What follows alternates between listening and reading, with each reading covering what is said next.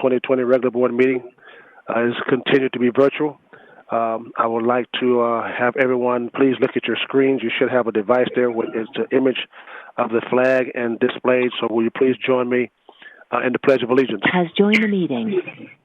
I pledge allegiance to the flag of the United States of America and to the republic for which it stands, one nation, under God, indivisible, with liberty and justice for all. Thank you very much. Danielle, will you please call the roll? Yes, Chair, thank you. Director Castor? David Mechanic. Has joined the meeting. Please say here after I call your name, Director Castor. Here. Director Hardin. Director Hardin.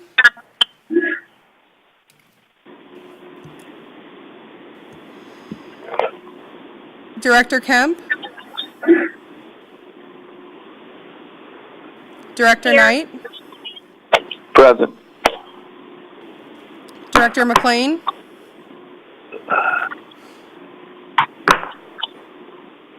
Director McLean. Present. Director Mechanic. Here. Chair Miller. Here. Director Overman. Here. Director Schisler. Did you call Commissioner Smith? Not yet, ma'am. I was calling Director Schisler. Here. Thank you. Director Shanahan. I'm here. Good morning. Good morning. Director Smith. Here. Thank you. Director Vieira. Here. Director Williams. Here. Director Kemp. Here. Thank you. You do have a quorum, Chair. Thank you very much. The General Counsel will read into the record the rules for participation in the virtual meeting. Good morning, HART Board members, employees, and presenters. First off, thank you for your participation in this virtual meeting. The change of meeting locations from in-person at the HART Administrative Office to a virtual meeting is pursuant to Executive Order Number 20-69, issued by the Governor of the State of Florida on March 20, 2020, and Section 120.54 Florida statutes. Due to social distancing, the boardroom and the e-board administrative office is only accessible for personnel facilitating the meeting. Please keep your devices muted when not speaking. That means push your mic button. Muting the sound and microphone on your devices helps to avoid feedback. Please do not enable the video/camera on your devices and discontinue all personal conversations for the duration of the meeting. Please follow along with a copy of the meeting agenda and materials sent via email. All presentations will be shared on the screen while presented. Roll call will be taken for attendance and voting by HART staff. Quorum and voting results will be announced. Please wait to announce your attendance until your name is called during the roll call. There will be an opportunity for members of the public who have pre-registered with HART staff to provide comments. General Counsel will read into the record the public comment participation rules. During the meeting, please wait until the chair asks for comments or questions from board members for each agenda item as the meeting progresses through the agenda. When you want to provide a comment or ask a question, please signal that you want to speak by activating the hand button in the white circle next to the name on your screen. The hand will turn blue when activated. Staff will read the hand raised in order for the chair to acknowledge. Then the participant may unmute their device to speak. Please speak your name before you comment. Presenters, please note that all presentations will be controlled by HART staff. Ensure that you state your name, title, and company/organization for the record. Please say next slide when needed, and staff will progress through the presentation. Thank you. Thank you, Mr. Smith, for that clarification. We appreciate it very, very much. Next on the agenda is the minutes from the May 4th, 2020 meeting. You all should have that opportunity to review those. Is there a motion to approve the minutes? Move to approve. Second. Motion by Commissioner Overman, second by Councilman Schistler. Is there any questions? Any questions? Seeing none, please call the roll. Good morning. This is Danielle from HART. Please say yay or nay after your name is called. Director Castor. Yes. Director Harden.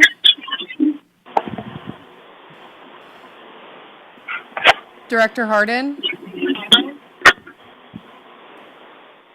I think your mic was muted, but Director Kemp. Yes. Director Knight. Yes. Director McLean. Yes. Director Mechanic. Yes. Chair Miller. Yes. Director Overman. Yes. Director Schistler. Yes. Director Shanahan. Yes. Director Smith. Yes. Director Vieira. Yes. And Director Williams. Yes. Motion passes 12-0. Thank you. Thank you very much. We're now moving to public input on agenda items and general concerns. Each speaker will have 3 minutes. Council will now read into the record the rules for public participation. Mr. Smith? Yes, sir. The board welcomes public comments about any issues and concerns and has made provisions to allow for virtual public comment. Public comments offered virtually will be afforded equal consideration as if they were offered in person. Anyone wanting to provide public comment for any HART committee or board meeting should contact Danielle Arthur, Board Administrator, at ARTHURD at gohart.org. That's GOHART.org. Or at 813-955-2426 with your name, phone number for pre-registration. Comments are due by 5 p.m. on the day previous to the meeting. Staff will call on speakers by name in the order in which registrations were received. All callers will be muted upon calling and unmuted in the submission order after being recognized by name. Please state your full name and organization/address if desired. Up to 3 minutes are allowed for each speaker, and the speaker may be muted once time is up. Staff, please proceed. Good morning. Thank you, Mr. Smith. I apologize. There was no public comment. There was no one pre-registered for public comment. No public comment. Okay, very good. Thank you very much. So, Mr. Smith, do you have to have a closing statement for public comment to read into the record?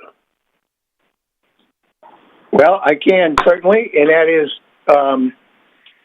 thank you for sharing your comments and participating in the virtual meeting. Please continue to listen and view the meeting on the HART YouTube channel at www.youtube, that's youtube.com/user, USER, /HART Transit, HART Please note that when the public comment is ended, the brief prompt will play, but no meeting participants will be disconnected, so please disregard the prompt. Thank you. Thank you, Mr. Smith. We're now moving to recognitions. HART's Deputy Chief of Transportation, Ms. Ruthie. Chair Miller, Pardon? Commissioner Kemp, and Yes. Commissioner Overman have their hands raised. It's not working on my computer here, so I don't know why it's not working. Okay, Commissioner Kemp, you're recognized. Thank you. Just a point of order. I've been contacted by Chris Vila, who said that he had wanted to do public comment, but hasn't been able to. So I'm not sure what's going on, but couldn't sign up or whatever. So I asked you to allow him to comment. I'm sorry, I couldn't hear the last part of what you said, Commissioner Kemp. You do what I now? would ask that we allow his comment, since there seems to be some technical issue or something with public comments. Are we having a problem, Ms. Danielle, with public comment issues here? Chair, no. The way that our system works is we would have to merge a separate call in, And for that to work, we have to have people Has joined the meeting. we have to have them pre-registered at least the day before to get them that call-in information. But we have, and the way that they contact us is just by, as the general counsel said earlier, they would just have to email me or call the number that was given, which is my HART cell that I have on me all the time. And they can also, and then my email is there too. It's listed on the website. It's listed on all meeting notices, and we have also said it at every meeting and committee meeting to make sure that the public is aware of how to contact us for public comment. We can get his information and reach out to him to make sure that he or she understands the process and will be available for public comment at future meetings. Absolutely. Okay. Thank you. Commissioner I would just Yes, say Commissioner Kemp. we would instruct that in the comments that are made or in the general counsel when they... Commissioner Kemp, we can barely hear you. Oh, okay. Let me try to do with this headset. Thank you. I'll just try to do this for now. But I would just say that we would instruct in the public comments that would be the case, so that it's kind of misleading, because you would think that at the public comments that you could somehow get on right like you can at a meeting, but that's apparently not the case, and I didn't quite understand that until just now. Thank you. Well, there's a pre-registration period, Commissioner Kemp. Is that on our website, Danielle? Yes, sir. It is on the website for every single meeting. And it's also actually on our social media as well. All right. Thank you. Thank you. Commissioner Overman, you're recognized. Thank you. I just briefly wanted to mention the call-in users, 10, 11, 12, 13, 6, and 9. If those individuals would please mute their phones, actually phone devices, because the feedback we're getting are coming from those users.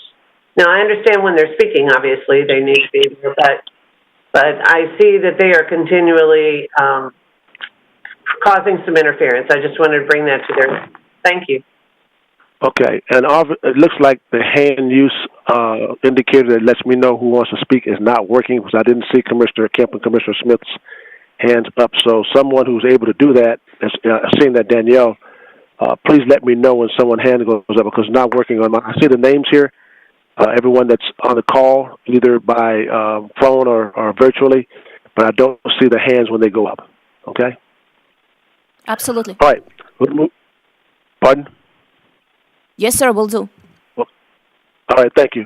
Now moving to recognitions. HART Deputy Chief of Transportation, Ruthie Burkhart, will lead the discussion. Good morning, board members, directors, and guests. This is a summary of our recognitions. The operator of the month for January 2020 is bus operator Ricardo Missick. Operator Missick was hired on March 30, 2015, and has accumulated several commendations in his time here at HART.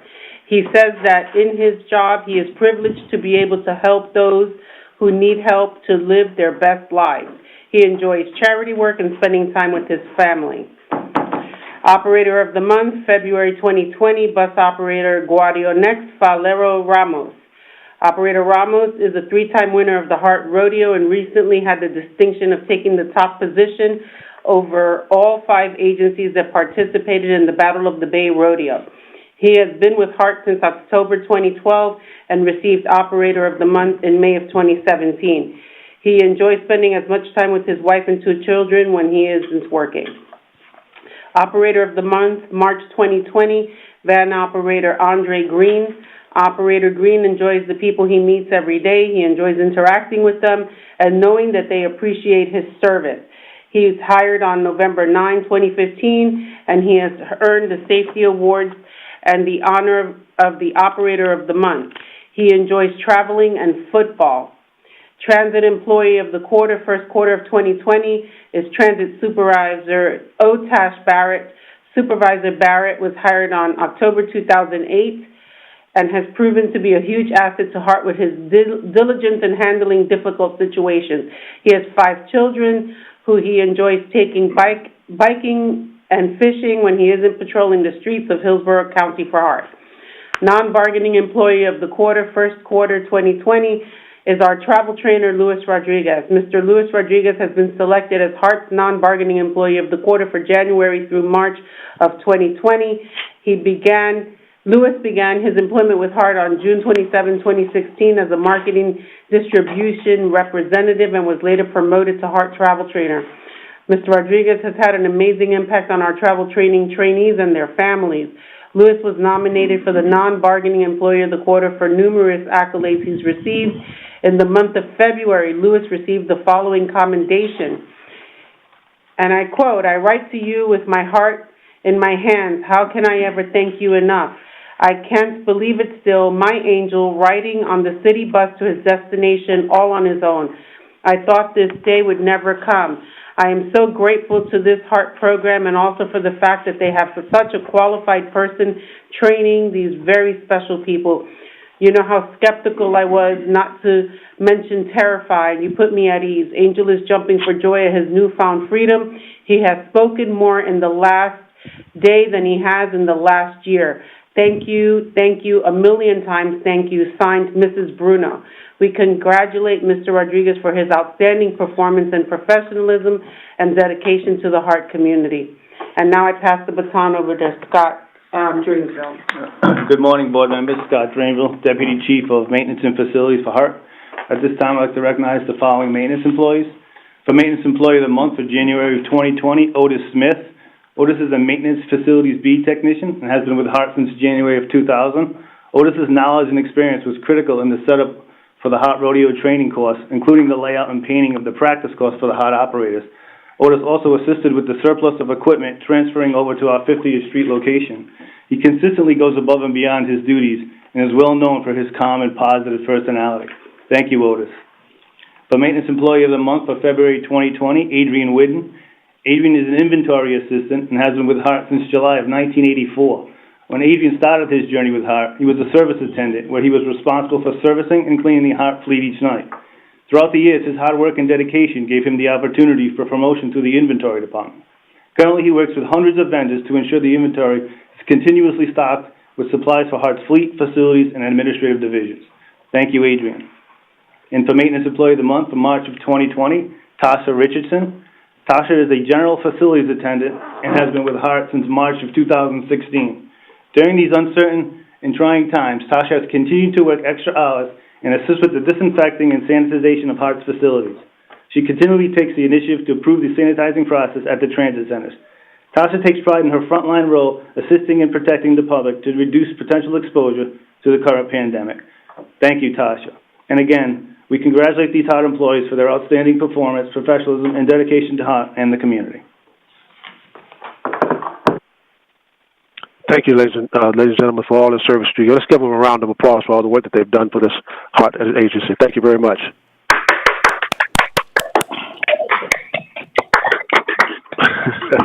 There we go. Got it on there.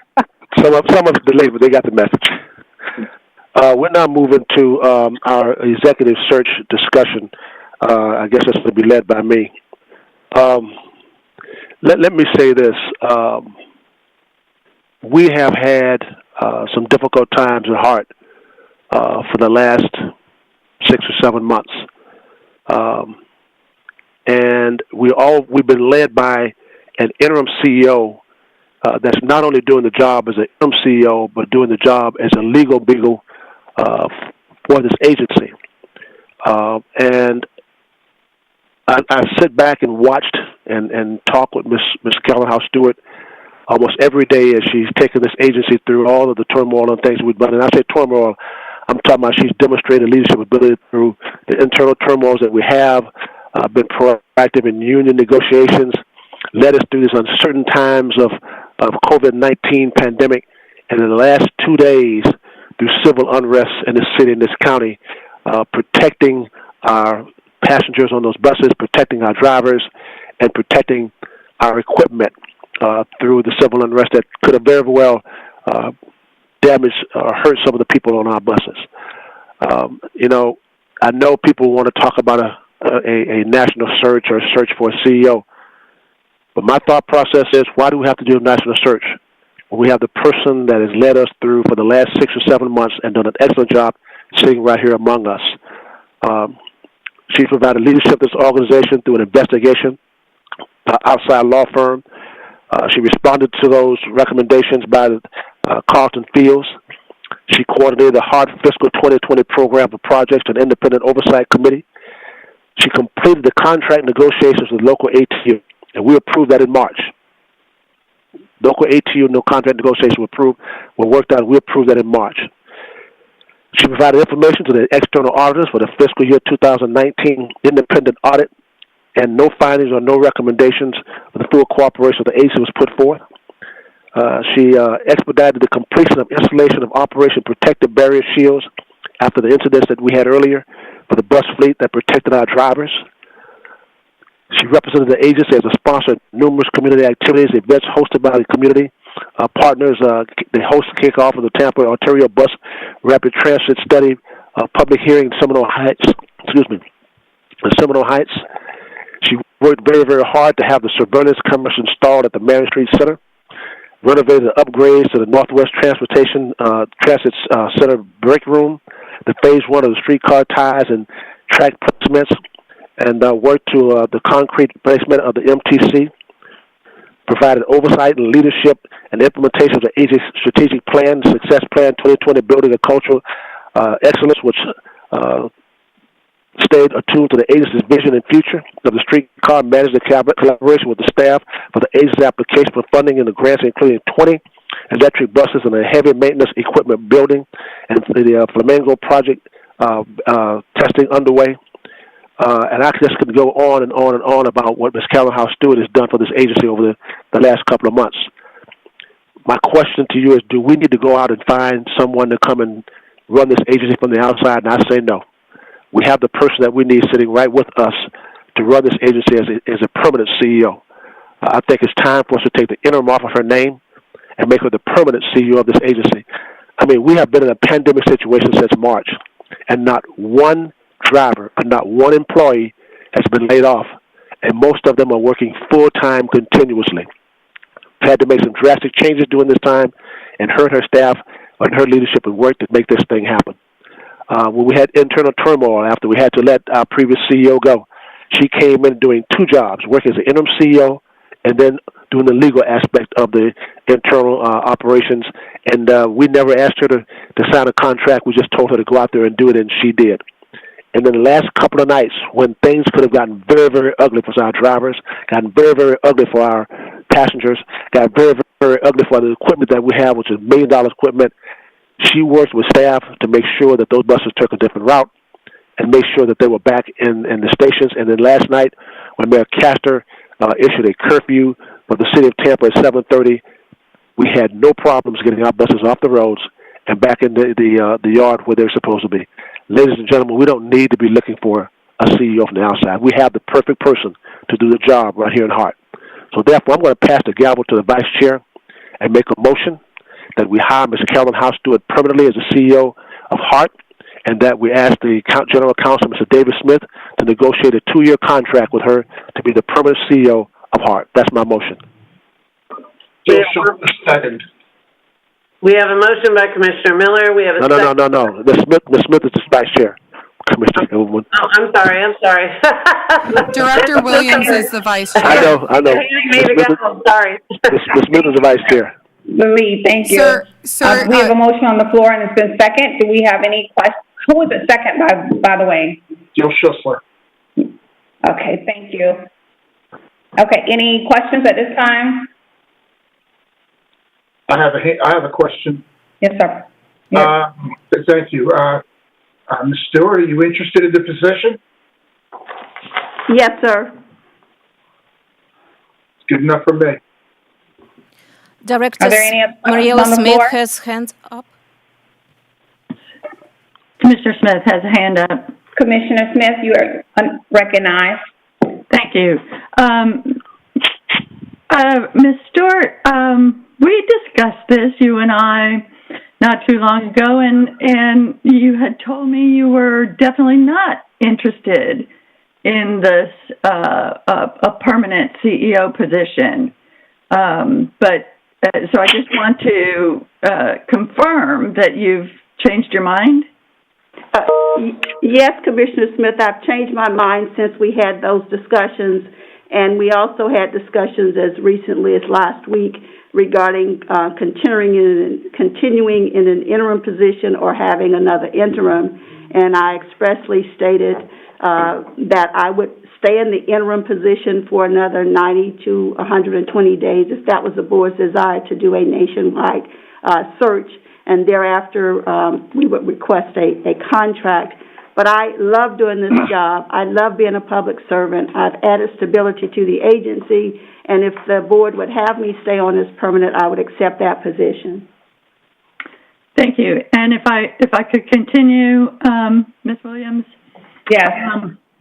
Yes. I feel strongly that this transit agency, in a transit agency of this size, in this county of this size, it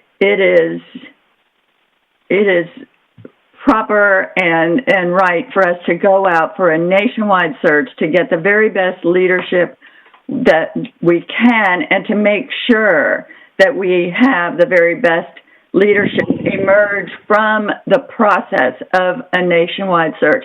I know there are some local candidates who would like to be considered, and there are apparently also some internal candidates who would like to apply for the job. I think we should welcome all of these people to apply, but I feel strongly that we should choose our next CEO through the professional nationwide search process, and that way, if a local or internal candidate does win the job, they will hold that job with the full confidence of the public, the press, and the staff, knowing that they were chosen from among all the best applicants in the country in a fair, public, transparent process. And I think that that confidence of the public and our staff and our operators is very important to know that we've chosen a CEO that has risen to the top from a full-on nationwide search. I had been recently thinking, well, we should probably have an interim for a while, since so much was up in the air with COVID, with our transportation tax. But I've been looking into that further recently and talking with professionals in executive search capacity who have assured me that these things that seemed so up in the air now are getting past us to the point where travel is possible, interviews are possible, and we could begin a nationwide search immediately. So I see no reason not to do a full-on search, and I think there's a lot of advantages, given what we've been through, to really have the assurance that we've hired a permanent CEO through a nationwide search process. And so I'm hoping that we could I'm hoping we could continue with a nationwide search. And I have some more ideas about the nationwide search process. I believe it could be done in a matter of a few months, that we could complete that. And in the interim, we could continue with Ms. Stewart as interim. Certainly, she has done a very fine job as our interim CEO. And we could continue along that vein while we look for proceed with a nationwide search. And so that's why I won't be supporting the motion. It has nothing to do with not supporting Ms. Stewart. It is that I feel we should begin a nationwide search, and we should begin today as much as possible. Thank you. Thank you. Are there any other questions? Commissioner Kemp has your hand up. Commissioner Kemp. Director Knight like to say also. Okay, Commissioner Kemp, you are recognized. Thank you. It sounds like there's some background on. Okay. Thank you. I'd just like to, again, Commissioner Smith, I think, makes the case well. I have to say I think Ms. Stewart's done a great job in the interim coming in, but I have to say when she was put in place, I did not. She had worked for the agency for a couple of years, I think, and I was familiar with her in the community, but not as a HART staff person. So I know prior to this, she worked for the agency for a couple of years, as a lawyer, claims, I guess, and has it was never vetted with our board. It was brought up in an emergency when Mr. Limmer, when we were taking him, for an investigation, removing him. It was never done with, I feel, a review or, the proper input and consideration by our board. It was done in 10 minutes in that morning, and I was not even greatly familiar with Ms. Stewart's resume. I think clearly we are an agency of size and an agency of where we need to look forward to the future. We have, I think, some very serious internal issues in terms of how we are moving forward. I think we do need someone that has extensive transit experience. There would be no reason why we could not have Ms. Stewart, if she's interested in applying, move forward in a search process. But I think clearly any agency of this size in a urban area of this size absolutely needs to have a national search. I would even have suggested that we have an interim search for an interim so that, we would be comfortable with what we have even in the interim. But I am more convinced of what Commissioner Smith is saying, that now would be the time and that we need to move forward with a national search. We have to do all considerations, and, I would not be supporting just continuing the status quo at this time. And Ms. Stewart has been handled the challenging times very, very well.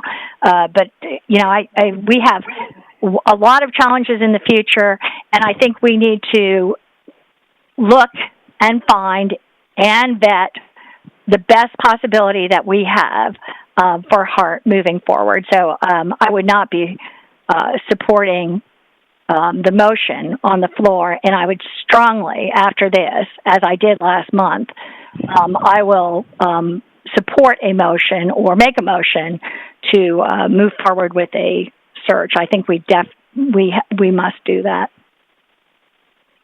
Thank you. Director Knight, you are recognized. Thank you. And also some great comments. I would also like to continue with the national search, just like we had planned. I will not support abandon what we said we was going to do. No, nothing against. I love Attorney Stewart real well. I know her real well, and I appreciate the job, and also the department for all the things that's going on and what they are doing. But I do believe that we should continue with the national search, and if she'd like to submit to it, let's do it. But just to abandon everything and to do that way, I think that would be a big disservice to the directors and on doing that. So I do not support moving forward to just eliminate and vote for as a director. Vice Chair Williams, we have a few hands raised up. One is Mayor Castor. Vieira. Yes, Mayor Castor, Director Shanahan, Director Mechanic, Council Member Vieira.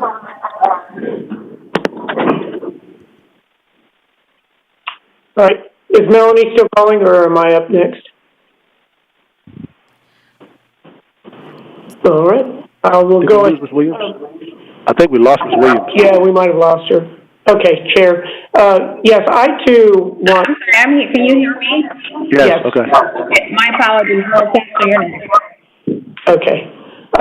Chair, I want to echo your comments about Carolyn Stewart's service to HART, and she has really done an incredible job of leading through some uncharted waters and some very, very times, and I think that we should all be very, very thankful. She has kept everyone informed. She calls me on a regular basis. She has gone through, as you said, the union contract negotiations and the budget issues, which we're going to see that budget presentation shortly, but just done an incredible job in what a lot of people would see as a thankless position.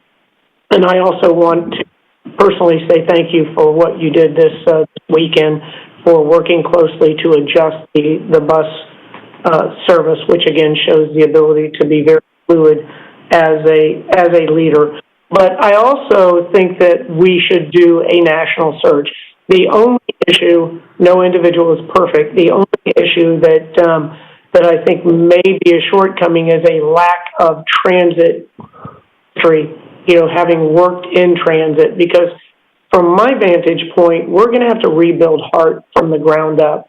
And so that's the only area that I believe may be lacking with Ms. Stewart. Otherwise, an incredible leader and really has done, as I said, a great job in very, very difficult situation. I also, with the national search, I believe best for any CEO, and also with Carolyn Stewart. You don't want to be put in a position as an interim and then have individuals wander from interim to permanent and, have that shadow of a doubt that there may have been someone else out there. You want to be identified as the best in the nation for that particular position. So I, too, would support a national search. And I'm very thankful for Ms. Stewart's service. Thank you. Next one is Director Shanahan. Mayor Jackson. Director Shanahan, I think you're noticed. You're recognized. Okay, thank you, Vice Chair Williams. And very thoughtful comments this morning. I just would probably bring a little bit of private sector experience suggested to the table and maybe propose an interim or an adjustment to the motion on the floor. I think Carolyn has done a tremendous job stepping in a very diverse and divisive time in terms of HART and in terms of our country. And I think HART has been a transitional agency really since Catherine left, to be honest. We had an interim, and that's very hard to sort of manage morale and manage all of the moving parts of any agency when nobody thinks you have permanent authority, whatever is the time of your permanent authority. And Carolyn has done a tremendous job stepping into that interim post a disappointing result of a national search that we did do.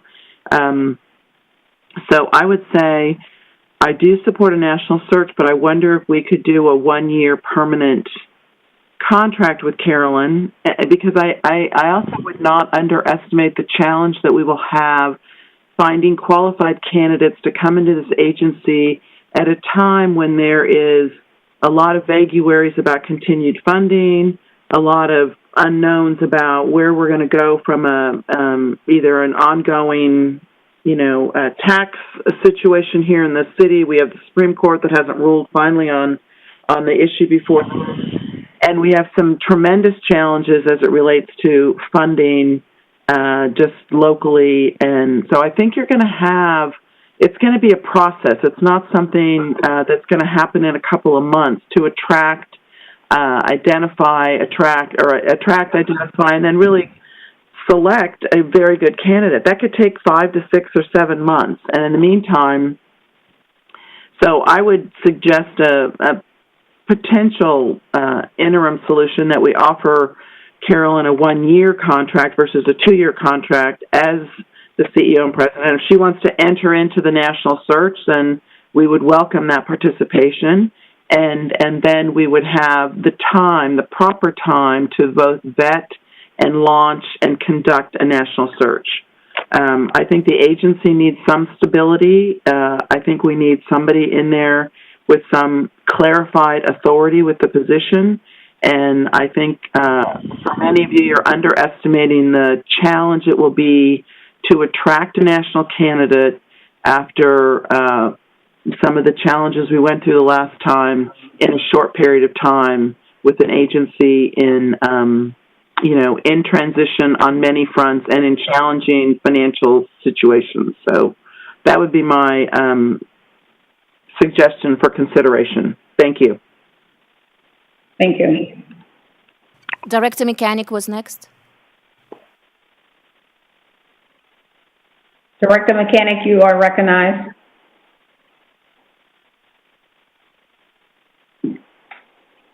Director Mechanic.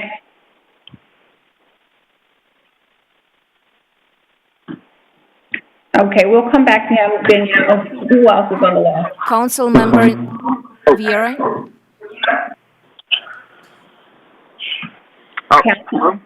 This is Councilman Vieira. Recognized? Yes, you are. Oh, thank you, ma'am. Just to give in my thoughts, with regards to Ms. Stewart, she's a good woman, a public servant. I'm an attorney. She's also a very valued colleague as an attorney, having been a partner at one of Florida's oldest firms, McFarland Ferguson. I know her and admire the heck out of her.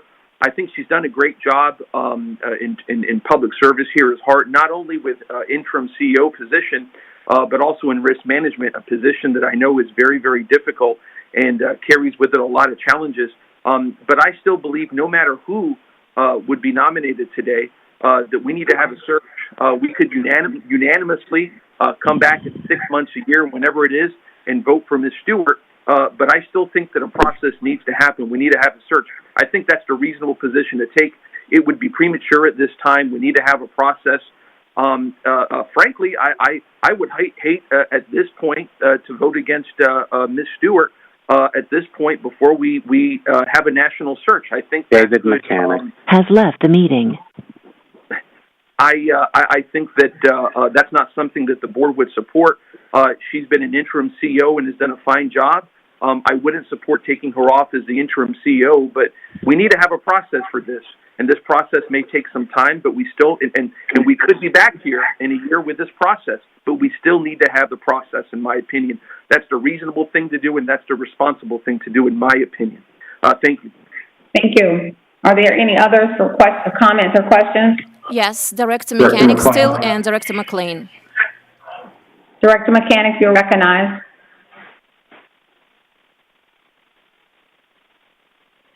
Director McLean, you're recognized. Thank you, Vice Chair. First off, I want to say that Ms. Stewart has done a fantastic job with everything she's had to handle, both internally and externally. However, David McCann has joined the meeting. I'm going to echo some of the comments that Ms. Shanahan just mentioned, and also Mayor Castor. I too believe that a search will take a lot longer than 2 or 3 months. I've experienced that with HART in the past. And so the option that Ms. Shanahan laid on the table, I thought was a viable option, where we continue to move Ms. Stewart up to the CEO position with a 1-year contract. I do believe the executive search will take longer than 2 months. I believe the search itself may take a couple months, and then, of course, the internal discussions will take a few more months there. So it could take 9 months before we have a viable candidate to fill that position. And so I like that bridge that Ms. Shanahan offered, where we do the 1 year, so we amend Chairman's motion from a 2 year to a 1 year, and we proceed in that fashion, with the understanding that we will start that search after moving in that direction. As Mayor Castor mentioned, Ms. Stewart has done a fantastic job, and I mentioned both internal and external, of course, with the Carlton Fields, with the labor negotiations, and then, of course, external with what is all going on in our communities, both COVID and the disturbances, and she has handled that tremendously. Very steadfast, very level-headed, very calm, and done a nice job. So I have a lot of respect for Ms. Stewart, but I do believe we ought to move forward with an executive search, but with a modified plan for Ms. Stewart. So, thank you. Thank you. Mr. Smith, David Smith, based on the fact that we have a motion on the floor and it's second, and then now we have an alternative, would you recommend to me, do we go back and finish the question and answers? I think there are a couple of more people that wanted to give a point, or do we make that motion at this time? Well, I believe you have to have the movement decide to accept a modification to his motion, because his motion is currently on the floor. I do believe Mr. Mechanic is probably having trouble with the system and would like to hear comment. I would suggest you hear comments from those who additionally want to comment, and then we can come back to the motion as it exists and see whether the movement wishes to amend it or not. Thank you. Director Mechanic, are you available? Are you on the call now? Yes, I'm here. I have been trying to unmute for some time. Can you hear me? Yes, I can hear you. Okay, thank you, Chair. I would like to echo the comments of Commissioner Smith and Commissioner Kemp, Director Knight, and Mayor Castor. I think Carolyn has done a fine job, and I mean, as I like to think of it, she's kept her hand on the tiller and kept us pointed in the right direction. But she does not have transit experience other than the few she's in the interim. And I think it's a disservice to this agency if we do not immediately take the step of going to a national search. I think there are lots of very qualified people out there who could do this job and would be happy to do this job. And I think we need to give this agency the opportunity to do that. I don't think a search needs to take 9 months. I think we do not necessarily need to use an executive search firm. I think there are many resources with the agencies that we are, or the organizations, I should say, that HART is a member of, that we can put out a notice of an opportunity for the CEO position, and I think we could have this accomplished within a 2-month period. If we, and I appreciate Ms. Shanahan's point about the private sector. I also work in the private sector, and for the most part, I'm always amazed at how long things take in the government, but it doesn't have to take that long. We could get a search done in a matter of 2 months if we really put our minds to it and make the effort. So I will not be supporting the motion or the substitute if it is a substitute motion. Okay, thank you. We have Commissioner Overman with your hands up. Thank you. Commissioner Overman, you're recognized. Thank you. Thank you. This has been a good conversation. I too am a huge fan of Ms. Stewart. I think she's done an admirable job with our organization, especially given her special skill sets towards risk management and the fact that this organization has been in crisis since she was asked to step to the plate.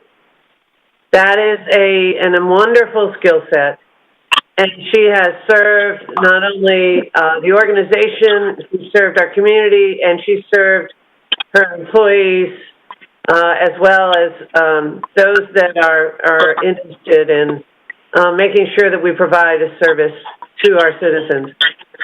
That being said, you know, a person who has great skill sets of managing risk may not step to the plate as well as she has, but she certainly has.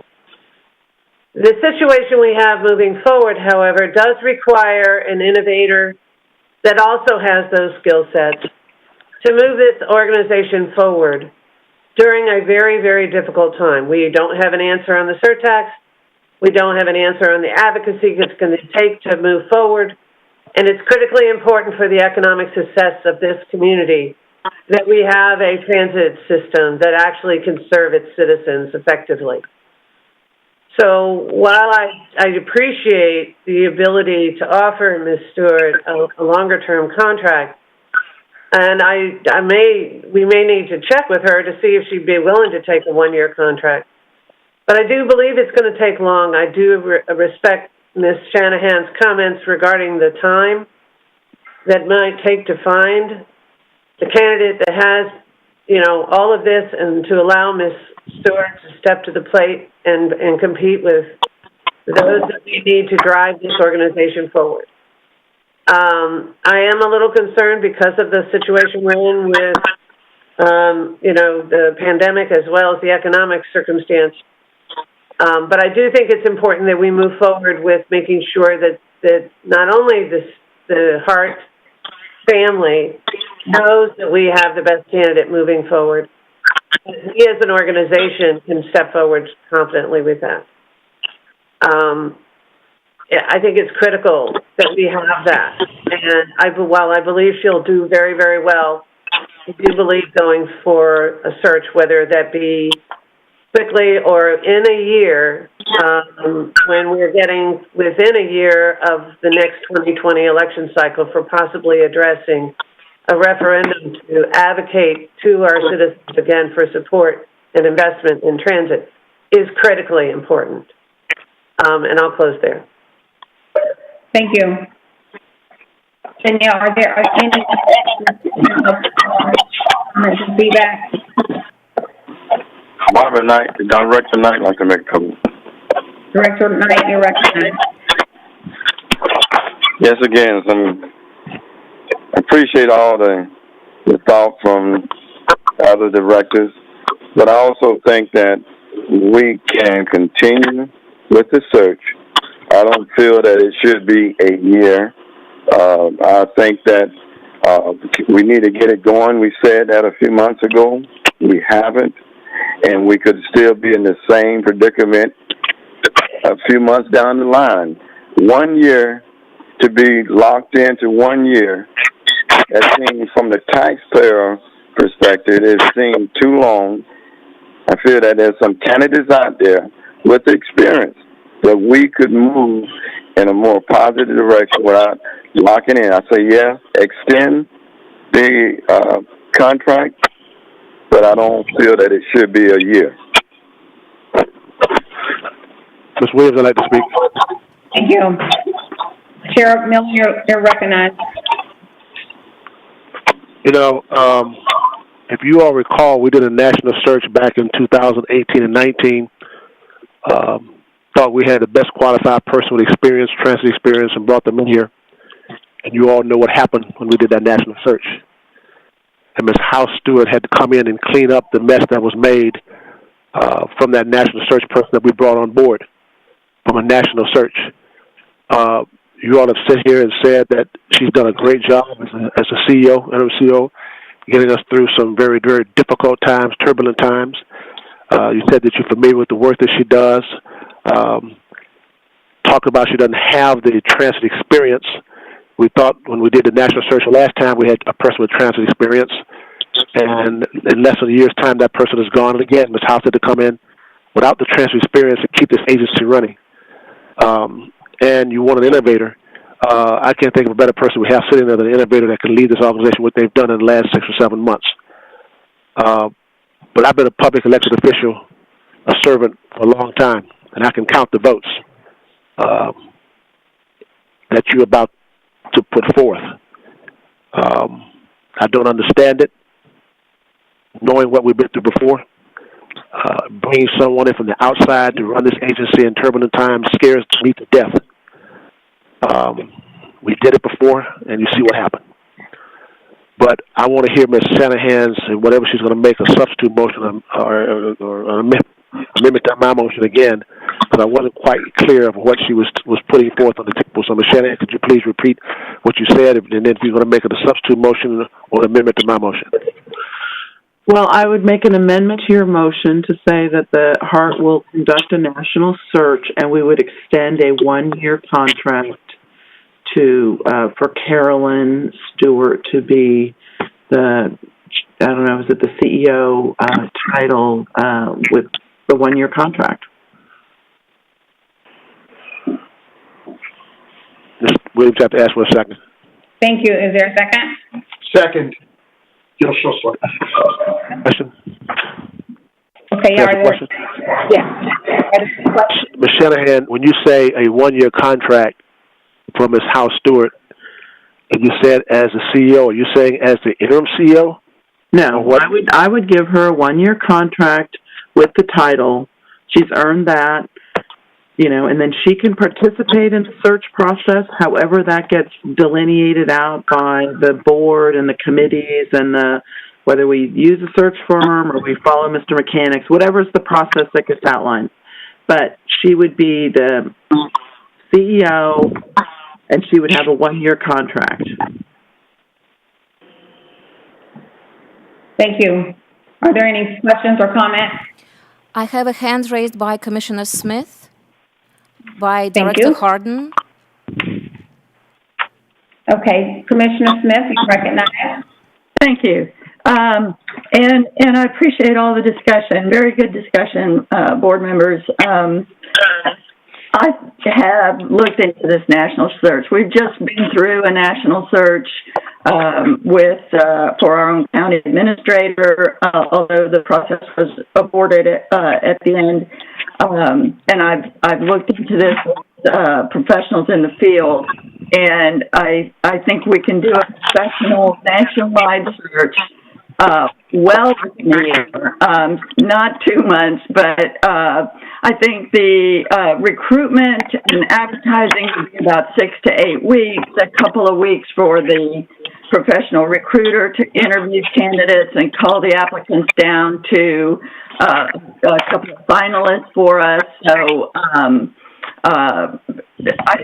add a month or two if we have to for procurement of a professional search firm, and we are well within 4 to 6 months of a search time, but certainly less than a year. And I think we have momentum now that we need to keep going, not, as Director Knight said, continue with the board motion and the momentum towards our stated purpose, and not get bogged down in a year permanent with an internal. The other thing is, having talked to executive search firms who look into this in these other processes, I've learned that having an internal candidate be your permanent one for a year may signal to applicants that you're not really serious. You're just going through the motions. Whereas if we continue with Ms. Stewart as the interim that she is, and continue with our process of a nationwide search, that sends a signal to applicants across the country that we really are serious about this motion forward, that we're not settling in actually and only going through the motions of a search. I think it would also assure the public and the press and our staff and our operators that we are serious about the nationwide search. So if Ms. Stewart wins the position, or any other local or internal candidate wins the position at the end of the day, they come into that position with no doubt that we've done a transparent, public, professional search process, and the eventual CEO of HART has emerged at the cream of that crop. And so I will be holding out for sticking with an interim position for Ms. Stewart while we immediately embark on a professional nationwide search. I will close with a point of order, and since we've received memorandums from our attorney about the requirements for membership on the board, and been notified that Director McLean no longer fulfills the requirement of residency, and ask our attorney to discuss whether or not Mr. McLean can vote on this and other matters at this meeting now that he does not fulfill the requirement. I've read the memo by our general counsel that says, okay, the requirement is you have to be a resident of Hillsborough County, and he's also said that the term is for 3 years. I don't think that means that if you're appointed by the state to serve here one day, and then in the next month you move to Alaska or China or anywhere else, that you can continue to serve your 3-year term on the HART Board for the next 3 years, even though you don't live in Hillsborough County. The way I read our policies, you are required to be a resident of Hillsborough County. So I'd like to establish that before we take any votes at this meeting. Thank you. Madam Chairman, would you like me to respond to that question?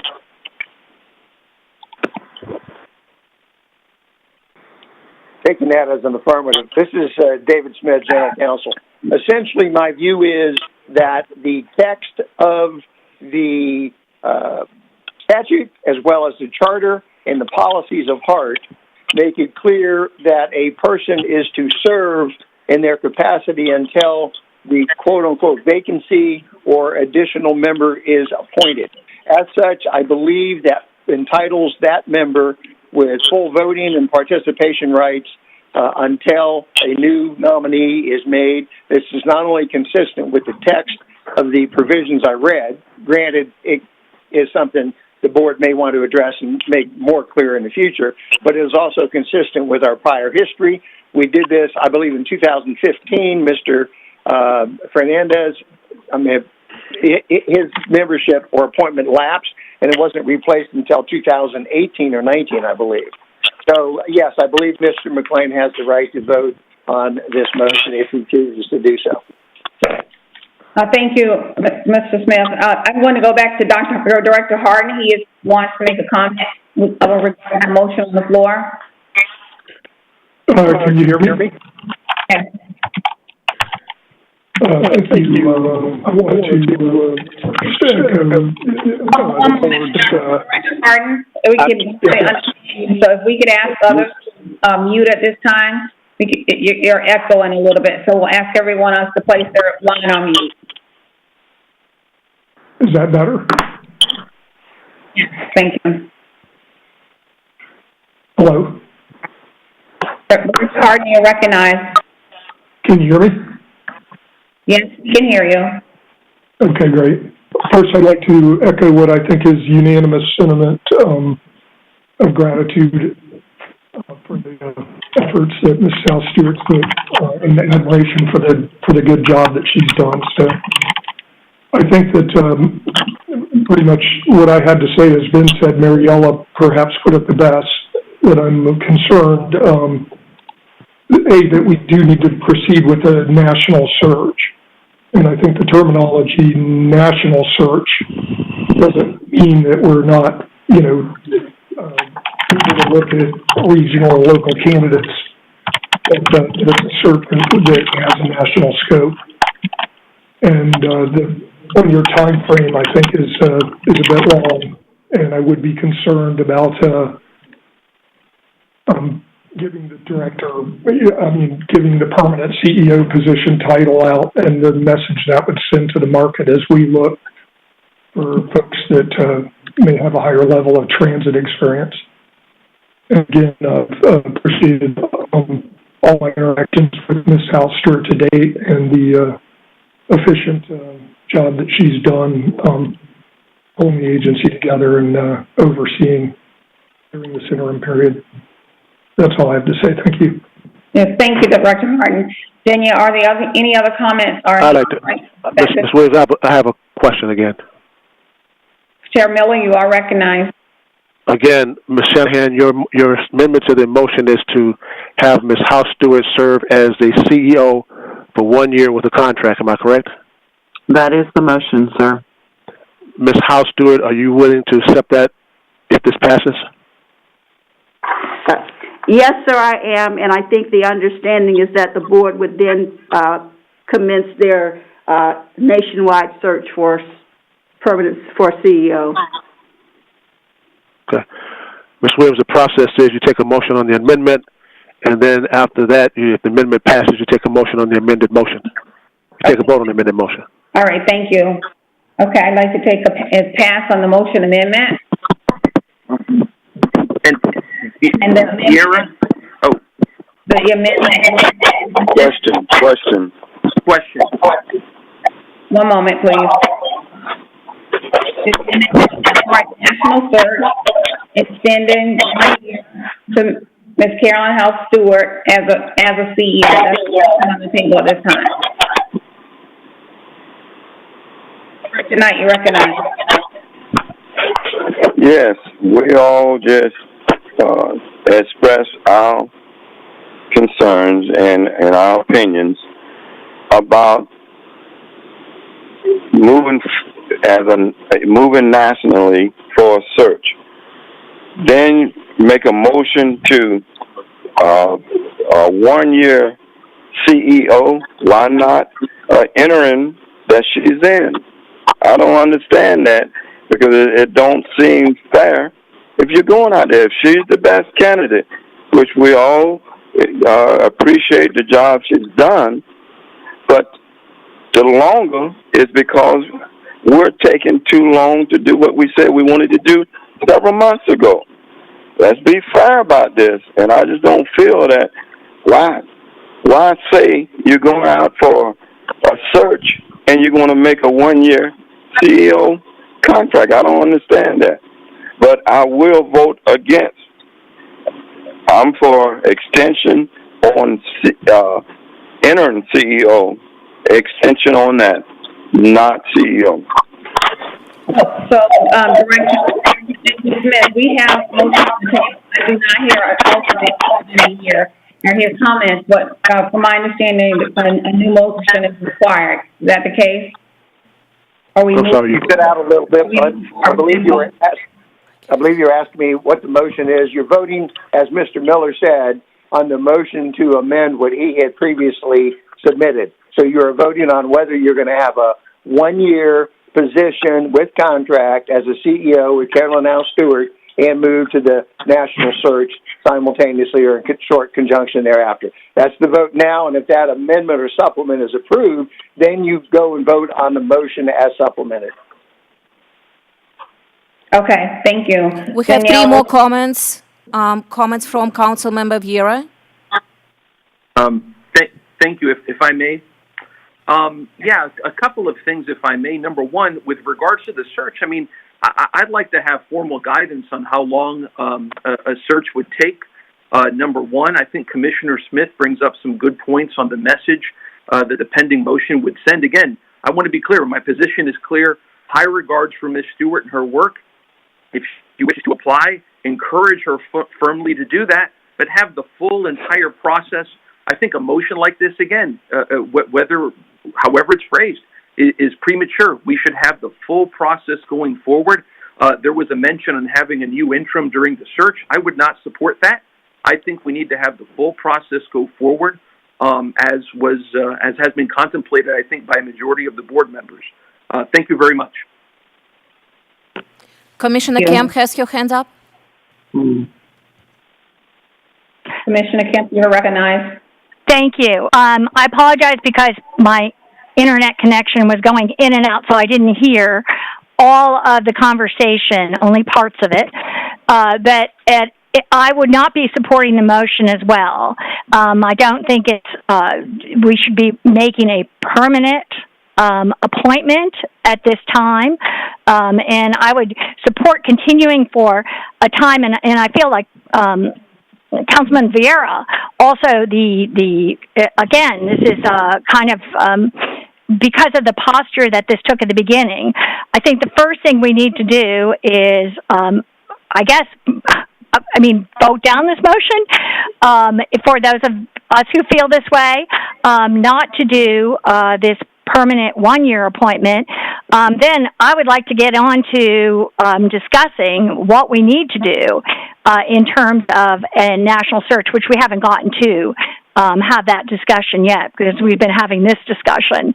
But I will be voting against it. I don't think this is the way to move forward either. I think we need to.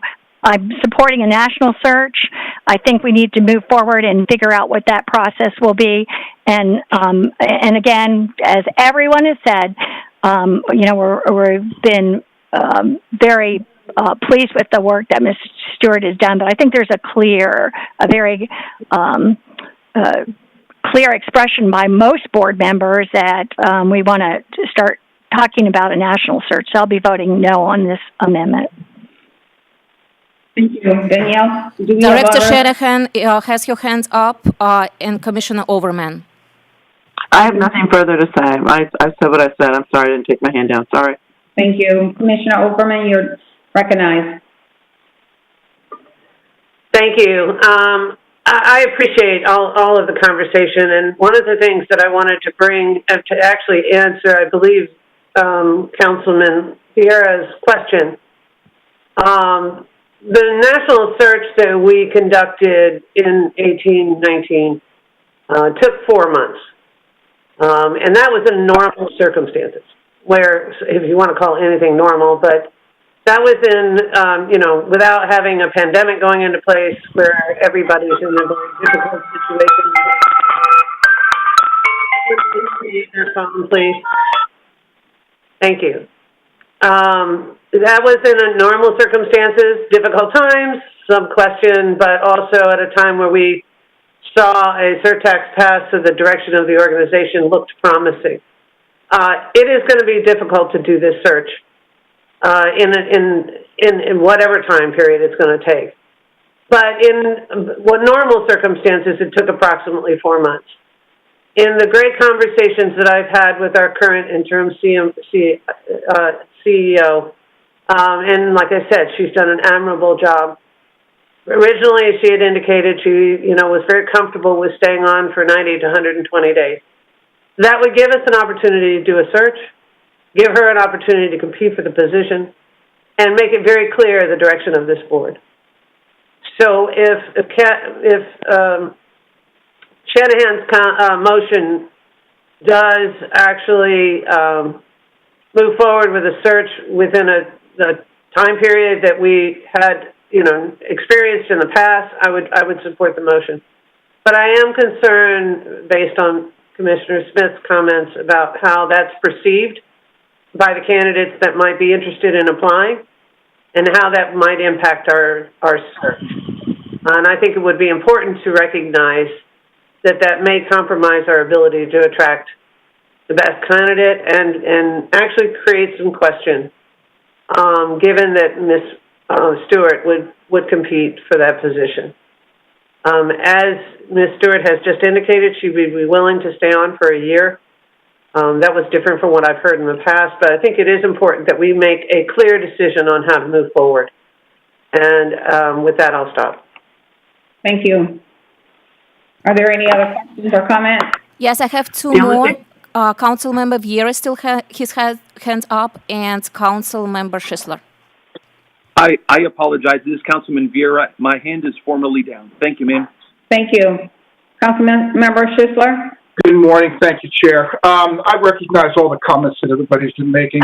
I initially did support the naming of the permanent naming of Ms. Stewart as CEO, and I further support the 1-year contract from Ms. Shanahan.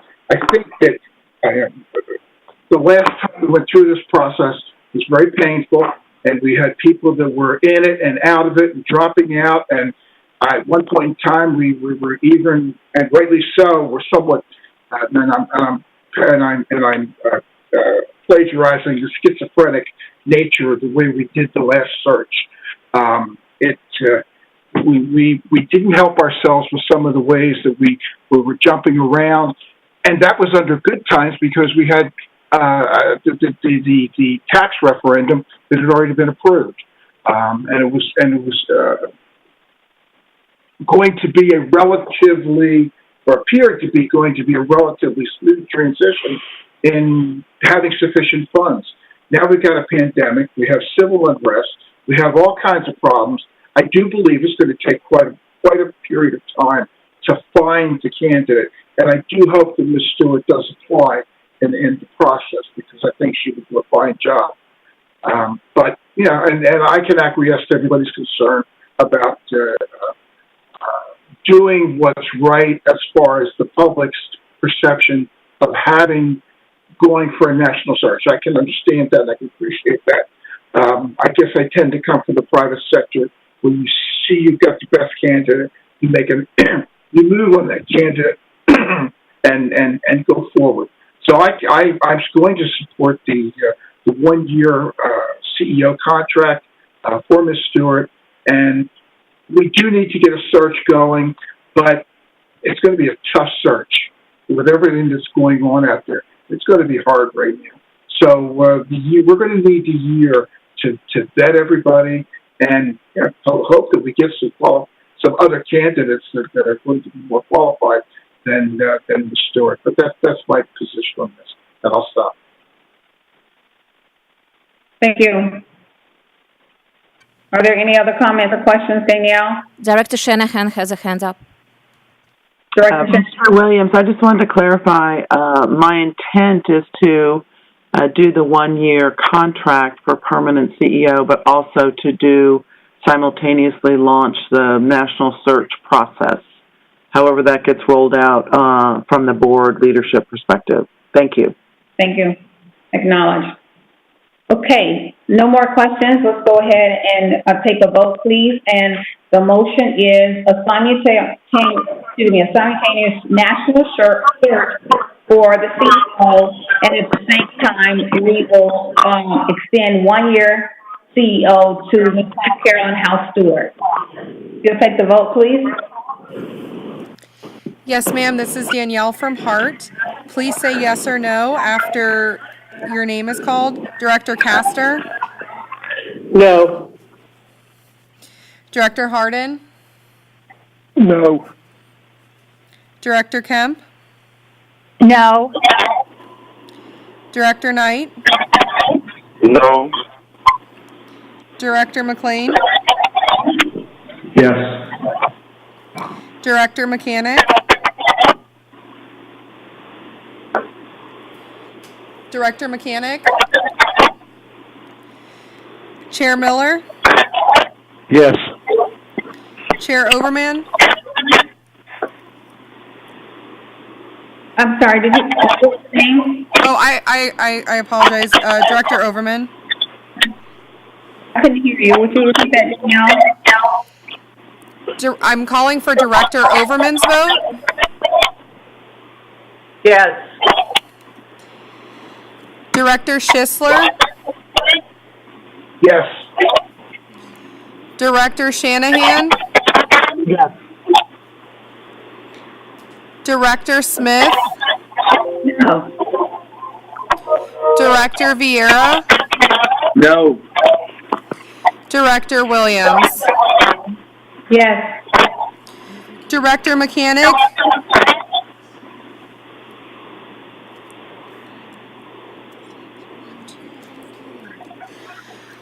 So without Director Mechanic, the vote is tied. It fails.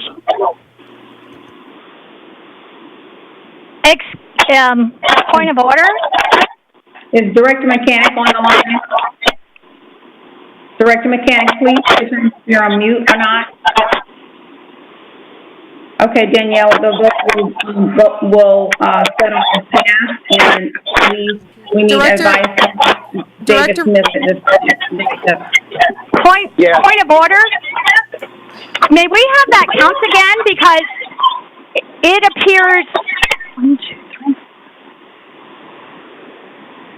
1, 2, 3, 4, 5, 6. I'm sorry. I just wanted to check since we've had miscounts before. Okay. I understand. I can give the clarification if you would like. Directors McLean, Chair Miller, Overman, Schisler, Shanahan, and Williams are the 6 that voted yay. Directors Castor, Hardin, Kemp, Knight, Smith, and Vieira are the 6 that voted nay. And then Mr. Smith, I don't know if we can bring this into the record. I did just receive a text from Director Mechanic saying that he's having audio difficulties, but he votes no. I could provide that to you at a later date. I don't know if it would legally be allowed as a vote into this meeting, though. Either way, a tie vote does not pass, so the motion fails. And the next motion that's on the floor is the unsupplemented motion by Chair Miller, unless he wishes to withdraw his motion at this point. No, I'm not withdrawing my motion now. Okay. The motion on the table is to move Carolyn House Stewart to a CEO position immediately. Is that correct, Chairman Miller? That's my motion was to hire Ms. Carolyn House Stewart as a permanent CEO and give authorization to Mr. David Smith to draw a 2-year contract. Okay, is there a second? It was seconded by Mr. Schisler, Councilman Schisler. It's already on the floor. Okay. All right. Are any comments and questions at this point? We talked about it quite a bit. Danielle, if you'll go ahead and take the vote, please. Thank you. Please say yes or no after your name is called. Director Castor? No. Director Hardin? No. Director Kemp? No. Director Knight? Danielle, you faded out. Director Knight? No. Director McLean? No. Director Mechanic?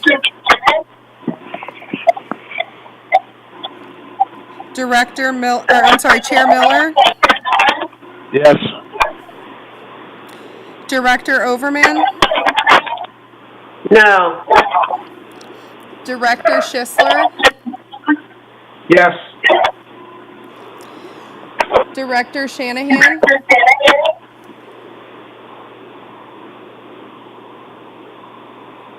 Director Shanahan?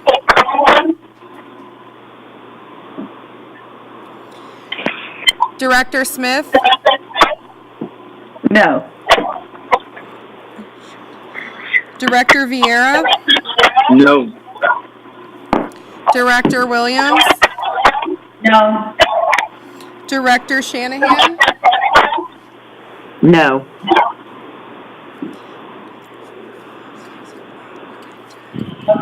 Director Mechanic? Director Mechanic indicated no through text message. So the motion fails with a vote of 11-2. Did you want me to read who voted nay? No, ma'am, that will be necessary. Thank you. Ms. Williams, I'll take the chair back now. Thank you. So, Board, my question is, what is your pleasure?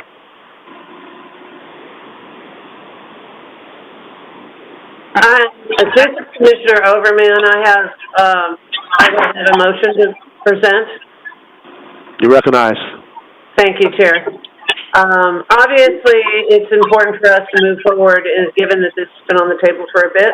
And obviously, there's a great deal of interest in making. Excuse me, Commissioner Overman. Someone has their phone, their line open, and we're getting a lot of feedback and noise. Please mute yourself. I think that just accomplished it. It was user number 10.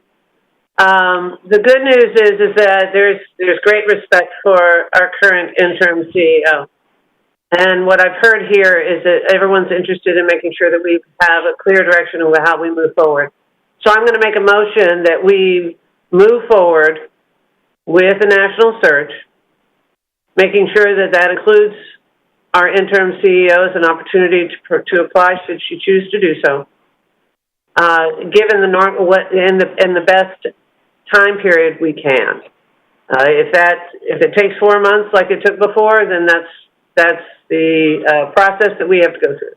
But I'd like to make a motion that we move forward on a national search for a new CEO and retain Ms.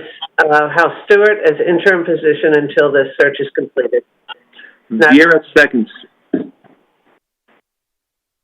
We have a motion by Commissioner Overman, second by Councilman Vieira. Danielle, are there any questions? Any hands up? Commissioner Smith, Councilmember Vieira, Commissioner Kemp. Okay, hold on. Commissioner Smith.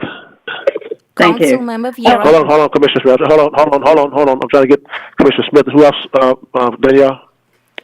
Councilmember Vieira and Commissioner Kemp. Okay.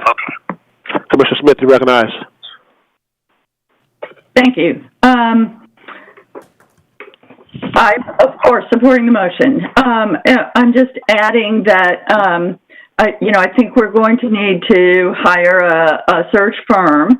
I think in our prior discussions, we have indicated consensus that our previous search firm, which cost twice as much as any other search firm and ended up with disappointing results, is not the direction that we'd want to go. At least that was my impression from our previous discussion. So I have been asking, I haven't gotten quite an answer yet, but I think we may still be able to piggyback on the county contract with Renee Narlock, who was the search firm that we hired to do the administrator search for the county commission very recently. And we had all interviewed her and found her to be very professional. She also has quite a bit of experience in placing heads of transit agencies across the country and in Florida as well. So I would just say I was very favorably impressed with her. She's got a very hands-on way of working, not just finding the candidate who fits your qualifications on paper, but she actually, it comes at it as something of a matchmaker, finding the one who best fits the unique aspects of your agency, your position, and the community and the board and administration that the hire will be working with. And so I would like to suggest, and I don't know if we need to, maybe I should make this an amendment to the motion that in moving forward, we first of all see if we can piggyback on the county's contract with Renee Narlock and bring her in as the professional search firm. Second. This is Commissioner Kemp seconding that. Okay, we have amendments to the motion by Commissioner Smith, second by Commissioner Kemp. Commissioner Smith, the question is now, is that contract still valid with the county? I think my question is, since we did not utilize her at that point when we appointed the new county administrator, is that contract still valid? It may not be still valid.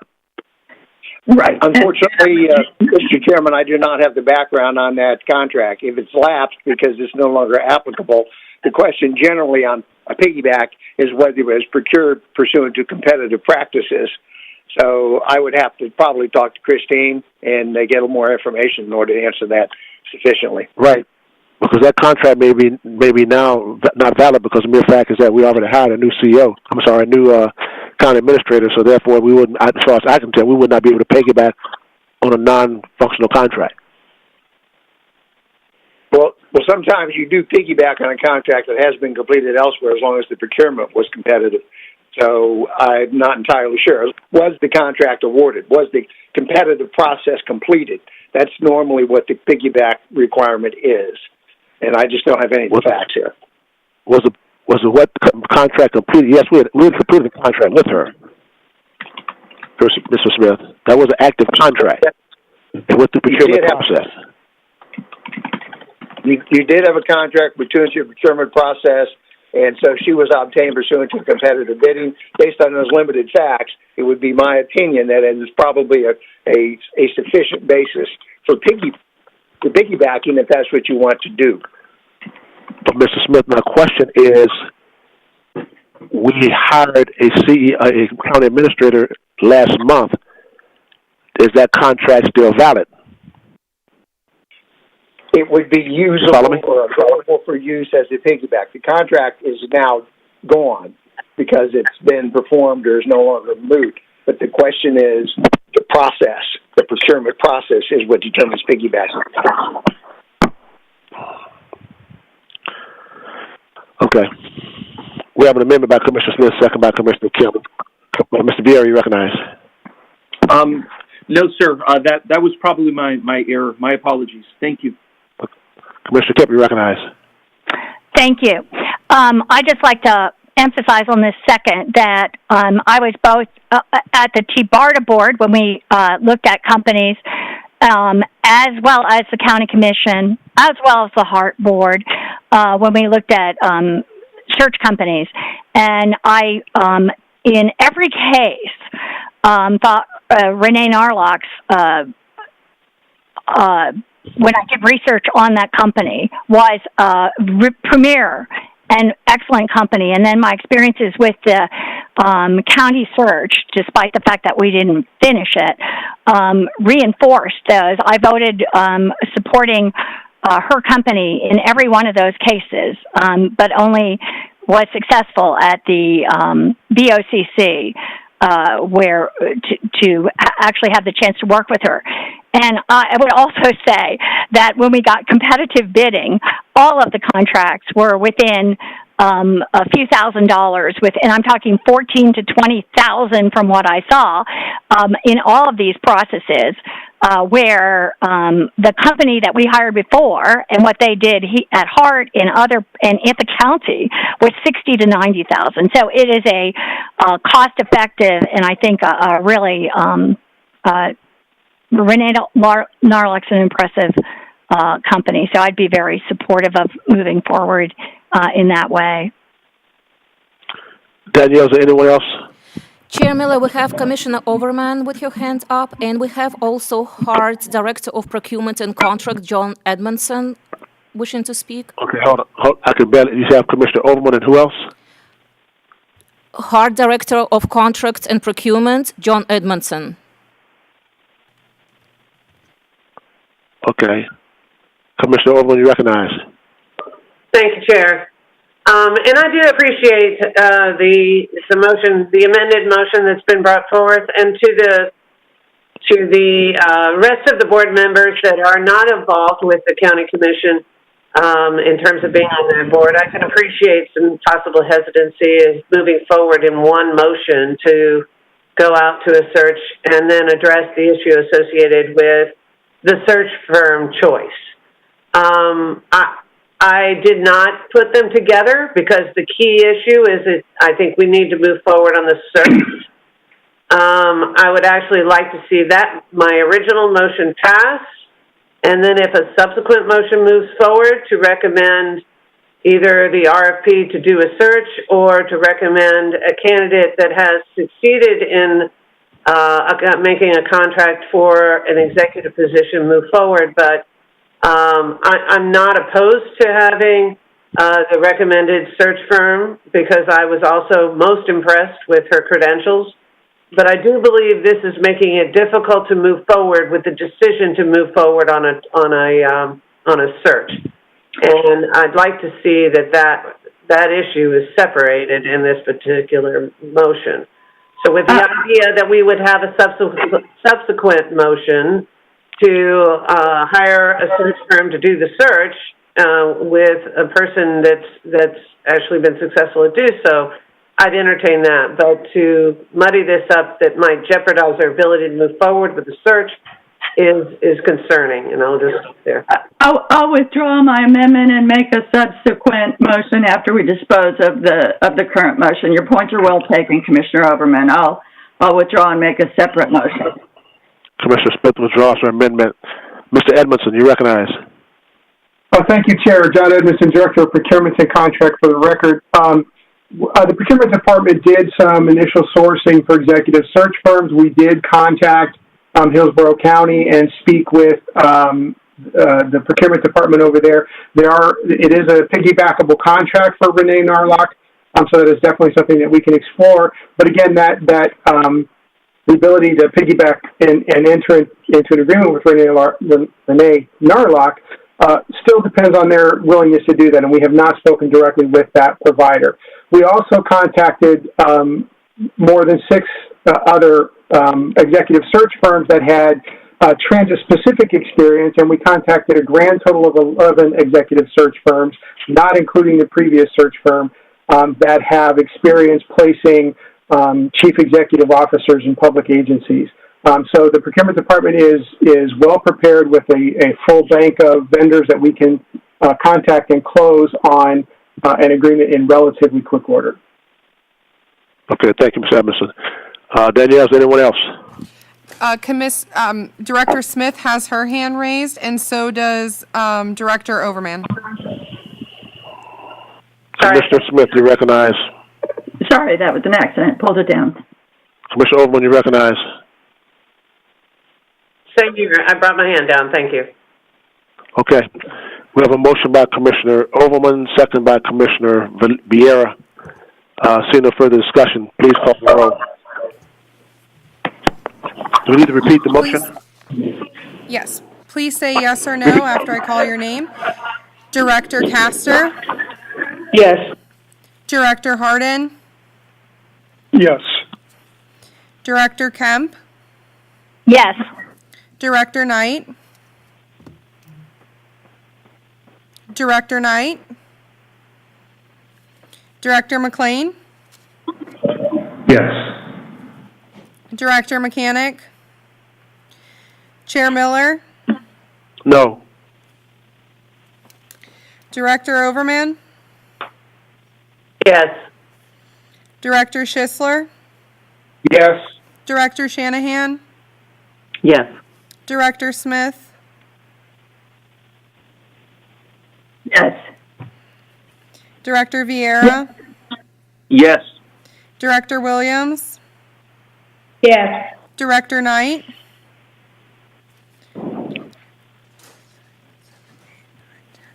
The motion passes 10-1. Okay. Commissioner Smith, did you want to say something? Yes, please. So I will make the motion to direct procurement to contact Renee Narlock and come back with the possibility of piggybacking on the county contract as a first step. If that can't be done, we can go into the 11 firms and do a search, an RFP for the search firm. But I'd like to propose that we move ahead with the effort to contact Ms. Narlock, Renee Narlock, and make sure we can piggyback on the county's process, which I believe is possible. And I would just point out that she was unanimously chosen by the Board of County Commissioners, having been through a full-on search process at the board for an administrative search. And again, highlight that this is a firm with substantial transit experience. So if we could bring back that, see if that's possible, and bring that back first as a first step. That's my motion. Second. Of course. Commissioner Kemp. I know. We have a motion by Commissioner Smith, second by Commissioner Kemp. Danielle, is anyone wishing to address the motion? Director Williams and Director McLean. Ms. Williams, you recognize. Thank you. I'm not familiar with the person we dealt with in the past. So my question is centered around: is there any type of discount, or what's the advantage of going with someone else that we already know, or is there an opportunity to look at that person along with others and then vet the best possible research team?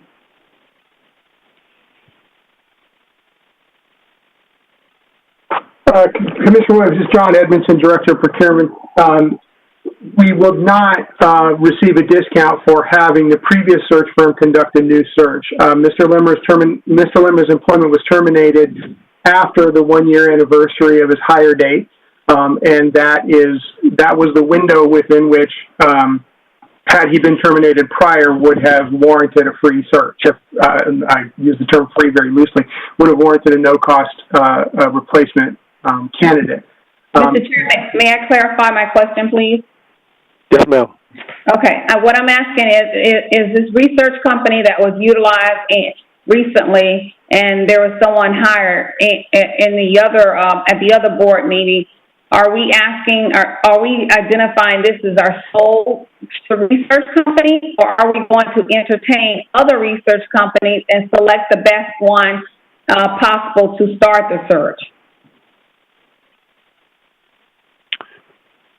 The motion, I believe. Let me add. No, I'm not going to try.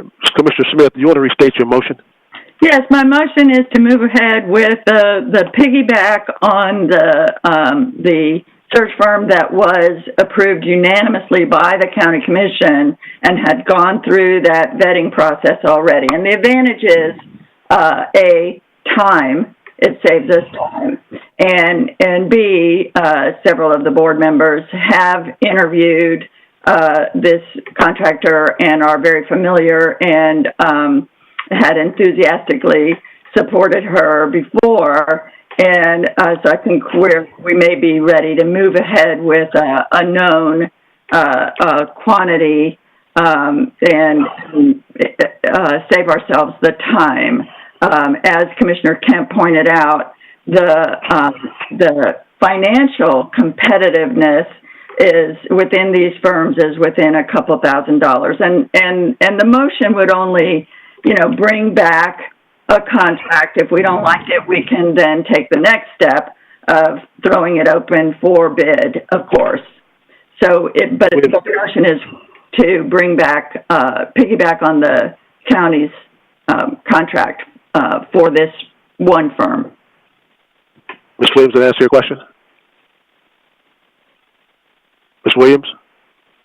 Chair Miller, it does answer my question. Thank you. Okay. Mr. McLean, you recognize. Thank you, Chair. For the very same reasons that we debated Mrs. Stewart's CEO move, I think we had right here also. It's a confidence in the process. I'm not familiar with the firm they're talking about or the Board of County Commissioners process they went through, respectfully.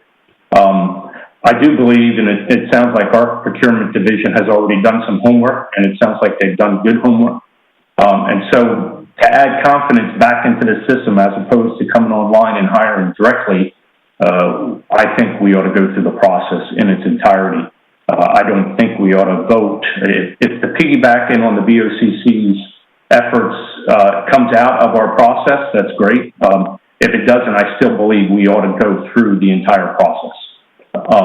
Gives to the system. It doesn't show light on favoritism, and it just, in my regards, it just puts a little bit more solidity in the process. So on this motion here, I will not vote for the motion. I'd rather see it play out in the entire process.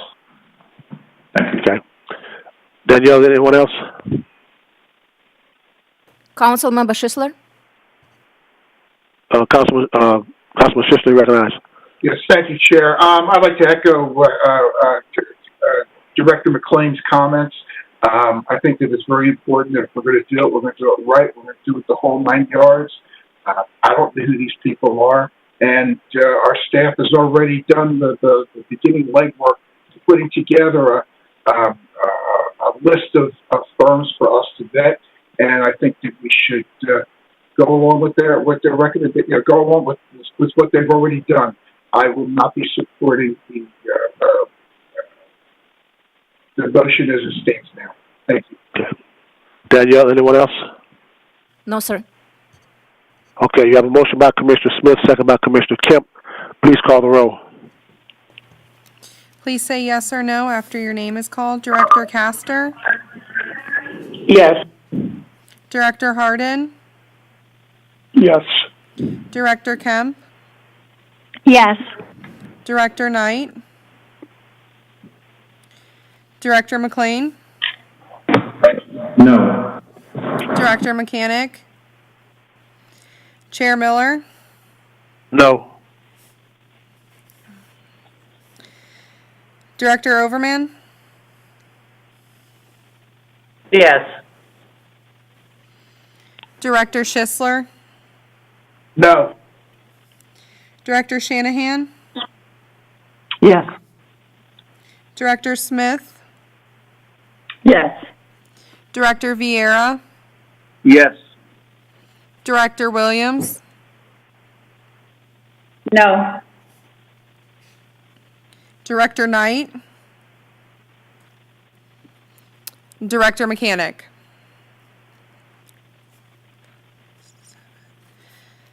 The motion passes 7-4. Okay. Before we move on to the agenda, we have had Ms. House Stewart working without a contract as interim.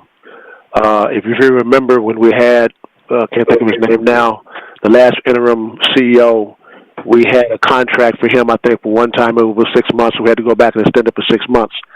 But Ms. House Stewart has been working without a contract since November 2nd when we put her in as the interim CEO.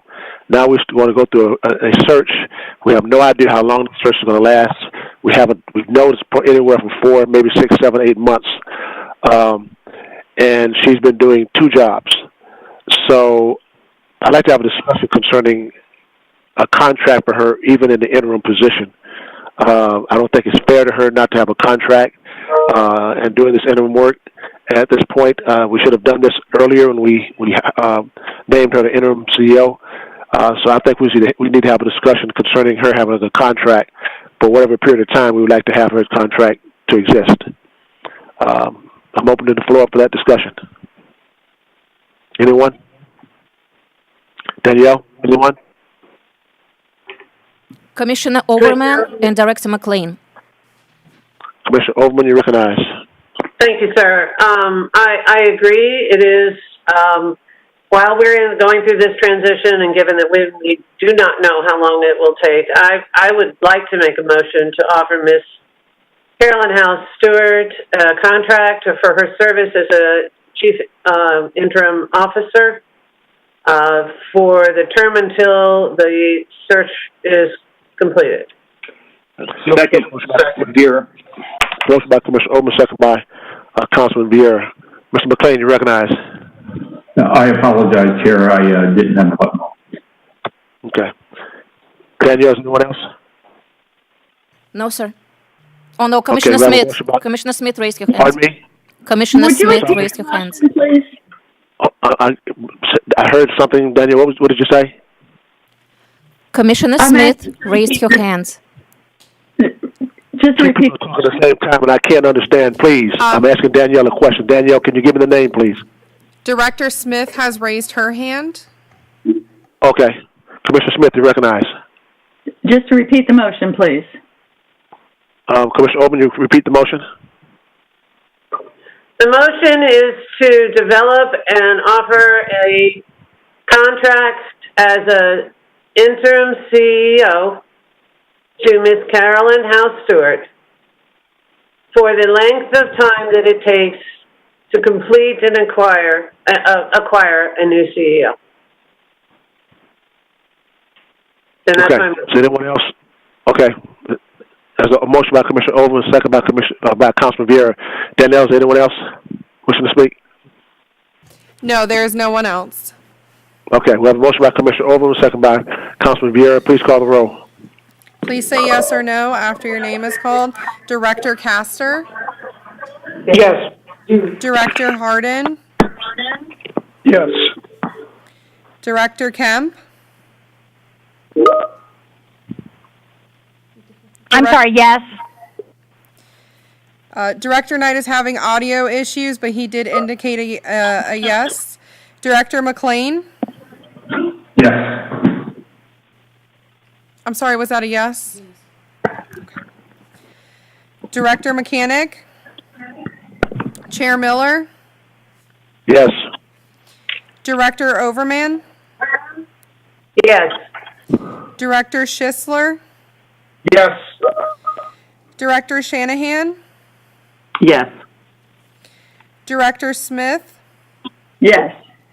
Director Vieira? Yes. Director Williams? Yes. The motion passes 12-0. Thank you. We're now moving to the... Excuse me, Mr. Chairman, this is Carolyn House Stewart. May I address the board?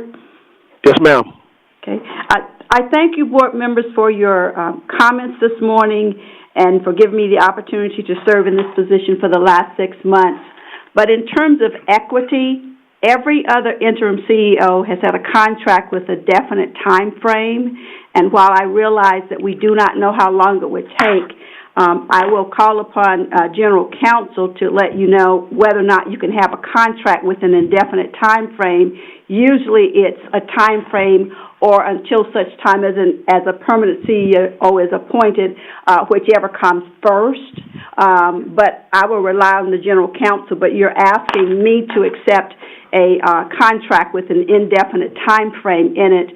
And in all candor, every other interim CEO from Catherine and before Catherine definitely had a contract and also had a time frame in it. And so I'm just asking that you direct General Counsel to propose a time frame or you propose a time frame, because right now we have a motion that's been passed to retain me as the interim CEO until such time as a permanent CEO is selected, and that implies an indefinite time frame.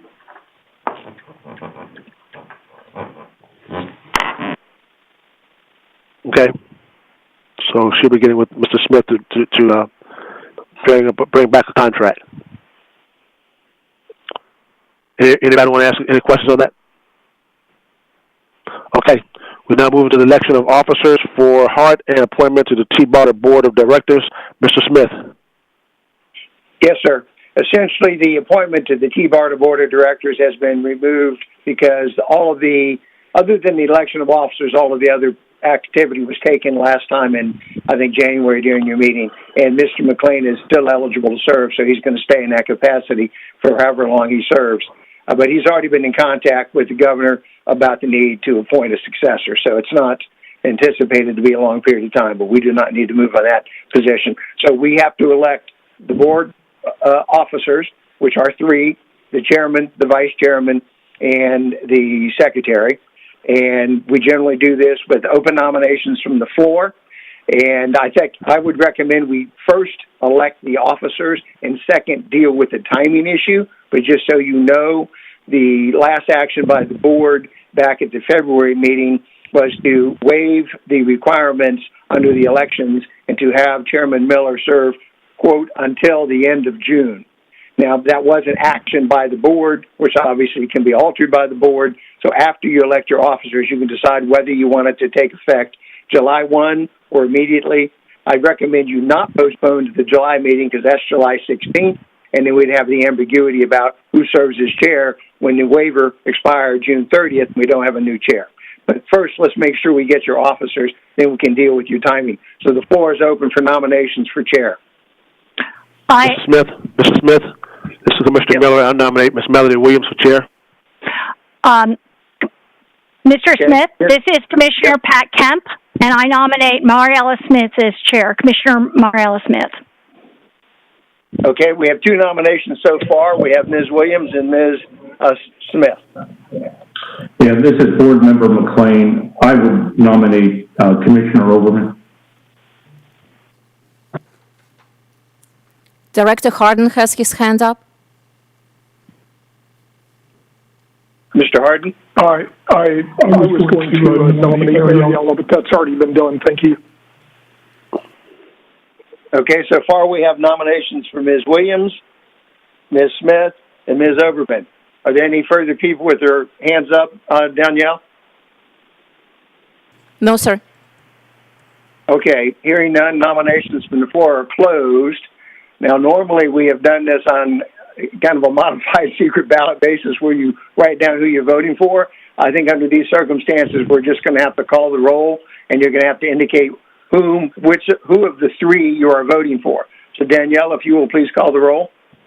So just to clarify, Mr. Smith, I can call their name and they can tell me out of the three which they would like to vote as chair, correct? Correct. Okay.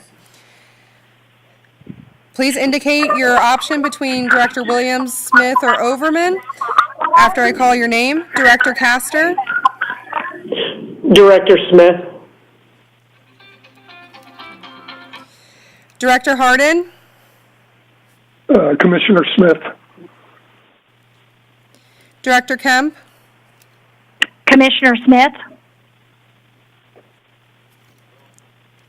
Director McLean. Commissioner Overman.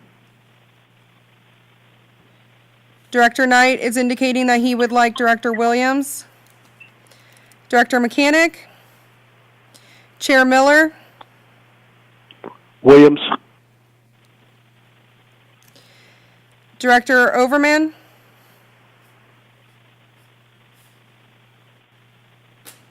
Director Overman.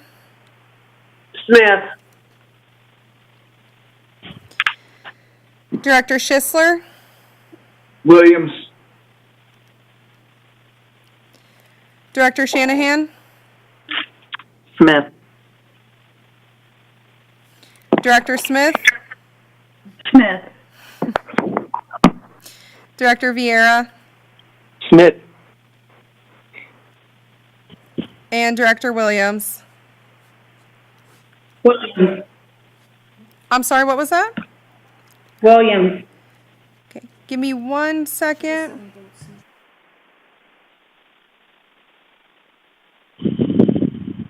Should be 741.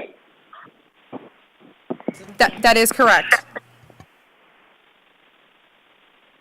Okay, so basically we have elected a new chair, which is Mariella Smith, to serve as chair. Ms. Smith, you have the option of either running the elections from here, or I will continue to do so pursuant to the policy. Thank you, and thanks to all the board members. I had long been an observer of Commissioner Miller's very professional handling of most of the boards I sit on, MPO, BOCC, and this one, and I promise to try my best to follow in his footsteps of leading a good meeting and briefly. So, Mr. Smith, if you would continue with the elections, I believe that is how our policy. Yes, ma'am. I'd be happy to do so. I think it will facilitate things. We now are opening the floor for nominations for the vice chair. Danielle, do we have any hands up? Commissioner Kemp?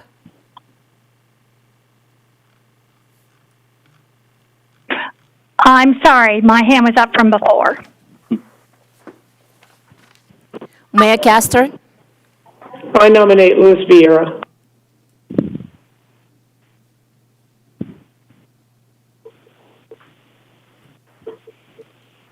Yeah. Councilmember Schisler?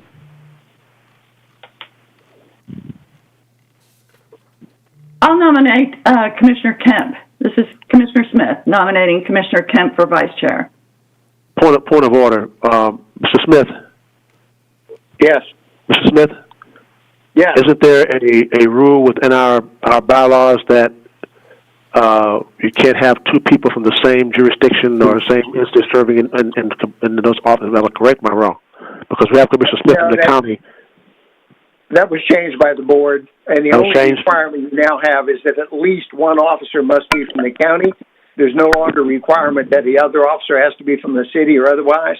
So you have only one requirement, and that is at least one must be a county nominee. Okay, just want to make sure. Are there any further nominations or hands up? Councilmember Schisler has his hand up.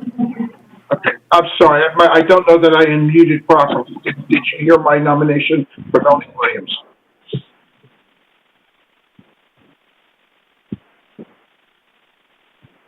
Okay, so far we have 3 nominees, Mr. Vieira, Ms. Kemp, and Ms. Williams. Is that correct, Danielle? Yes, that is correct. Any further hands up or any further nominations from the floor? No, sir. Okay, hearing none, the nominations are closed.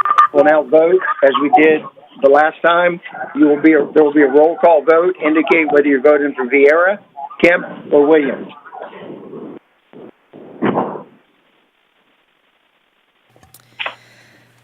Please say your candidate after your name is called. Director Castor?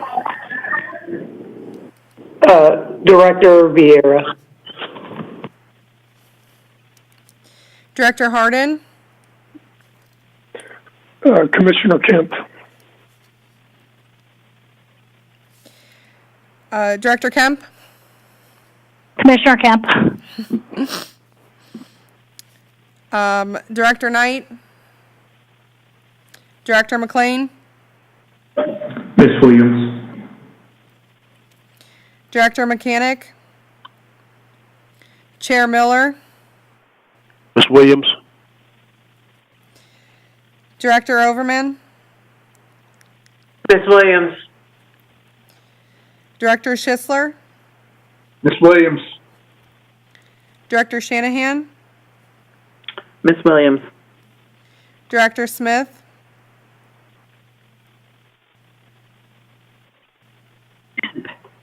Kemp. Director Vieira? I'll go with Vieira. Thank you. Director Williams? Williams.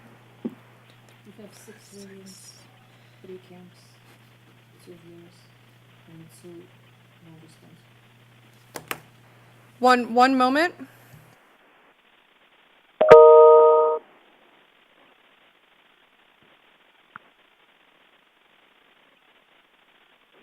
I've got 632 on what I heard announced. Yes, Director Knight indicated over the phone that he would like to vote for Director Williams as well. So it's 732 or 731, I believe. It is 732. 732. All right. I believe we have elected our chair and vice chair. The floor is now open for nominations for secretary.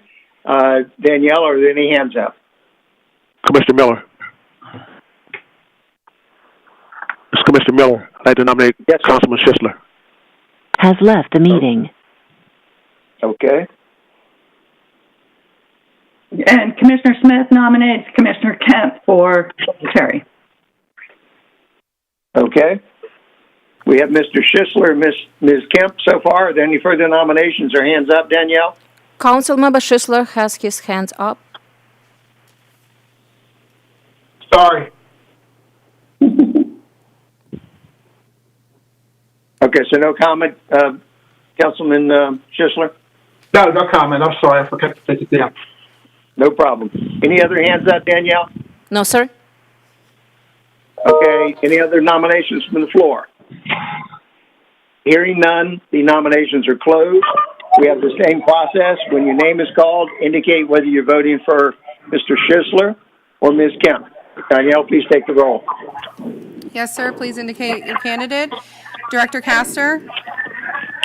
Director Schisler. Director Hardin? Schisler. Director Kemp? Myself. Director Knight indicated he would like to vote for Director Schisler. Director McLean? Director Schisler. Director Mechanic? Chair Miller?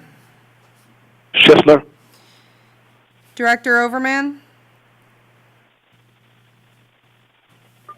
Schisler. Director Schisler? Schisler. Director Shanahan? Mr. Schisler. Director Smith?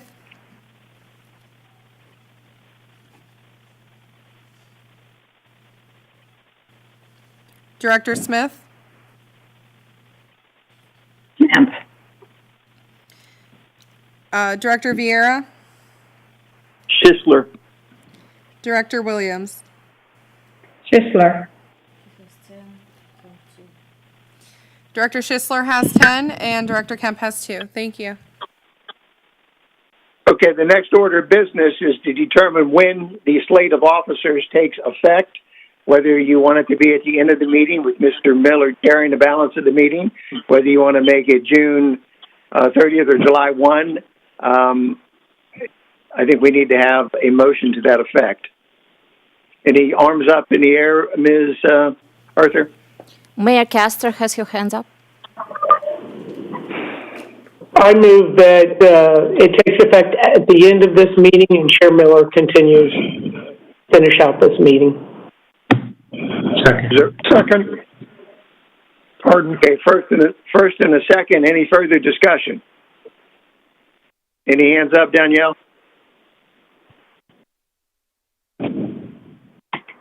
No, sir. No hands up? Okay. No further comment. We'll take a vote. Danielle, will you call the roll? The motion is to have it take effect at the end of this meeting with Chair Miller finishing this meeting as chair.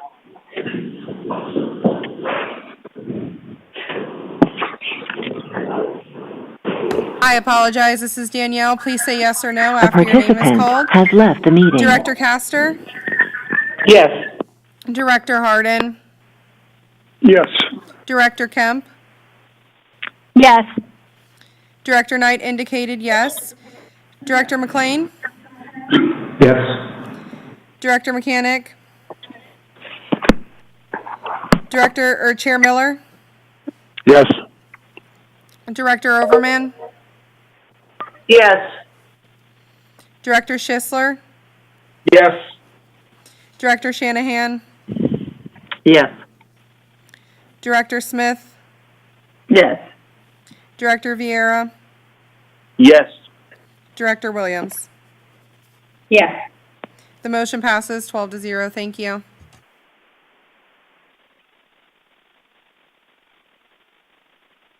Councilor Smith, is that it? Yes, sir, that is it. Okay, thank you. We'll now move into the interim chief executive officer report. Ms. House Stewart. Good morning, board members. This is the report of the interim CEO. I look forward to receiving the contract from General Counsel to continue in this position. This report will continue and to be aligned with the key areas of focus of HART: customer experience, community value, employee success, and financial performance. The written report is on page 19, section 7. I make the following highlights. Our quarter 2 performance update is in your board packet on section 16, and it's the FY 2020 scorecard, which is a comprehensive performance overview of HART's organizational achievements measured against metrics during the second fiscal quarter for January 2020 through March 2020. An update on Flamingo. Our customers continue to use the system with the smart cards and the mobile applications by invitation only. The project team continues to work on activities which focus on Phase 2 deliverables. The mid-May marketing campaign for going live was canceled due to the current COVID-19 crisis. However, we are evaluating the situation, and in the next few weeks, a new time frame will be developed and presented. Slides 4 and 5 are our bypass lane remediation project update that was conducted on April 6th through April 14th, 2020 at our 21st Street facility. The mediation project addressed the soil contamination resulting from a January 2017 release of an estimated 400 to 500 gallons of diesel into the bypass lane on the HART property. The report has been prepared and submitted to the Hillsborough County Commission of EPC on April 23rd, and we're waiting for their response. We do thank Michael Graves, our environmental project manager, who was hired in December 2019. Our Marion Street construction rehabilitation project began on November 4th, 2019 to resurface the area and the roadways and the bus surfaces. The center opened in 2003. Progress is on schedule. The drainage system has been improved, and the last pour was scheduled the week of May 18th, and the goal is for all major work to be completed by today, with the punch list of items to be completed by mid-June. Next slide, please. Our HART operations continue to deliver service adjusted to these unprecedented, challenging, and fluid times of the coronavirus COVID-19. Our maintenance team has devoted more than 12,000 hours disinfecting and sanitizing facilities. Our Director of Safety continues to give us updated reports and interact with the local emergency agencies. The HART staff is working with the Hillsborough County Emergency Management Team at this time for hurricane preparation as we are in hurricane season. We've recently been informed that all requests for personal protection equipment will now be ordered from the State of Florida Department of Emergency Management rather than through Hillsborough County. The HART Emergency Alternative Work Plan has been extended to June 7th, 2020. HART is working on its recovery and reset plan. Our administrative and non-bargaining employees will start to return to work on a staggered work shift. The Risk and Safety Department completed the assessment with the recommended protocols from the CDC. Employees will now be required to wear a mask when interacting with others in close proximity and in common areas unless there's a medical reason, and we will follow all the other protocols.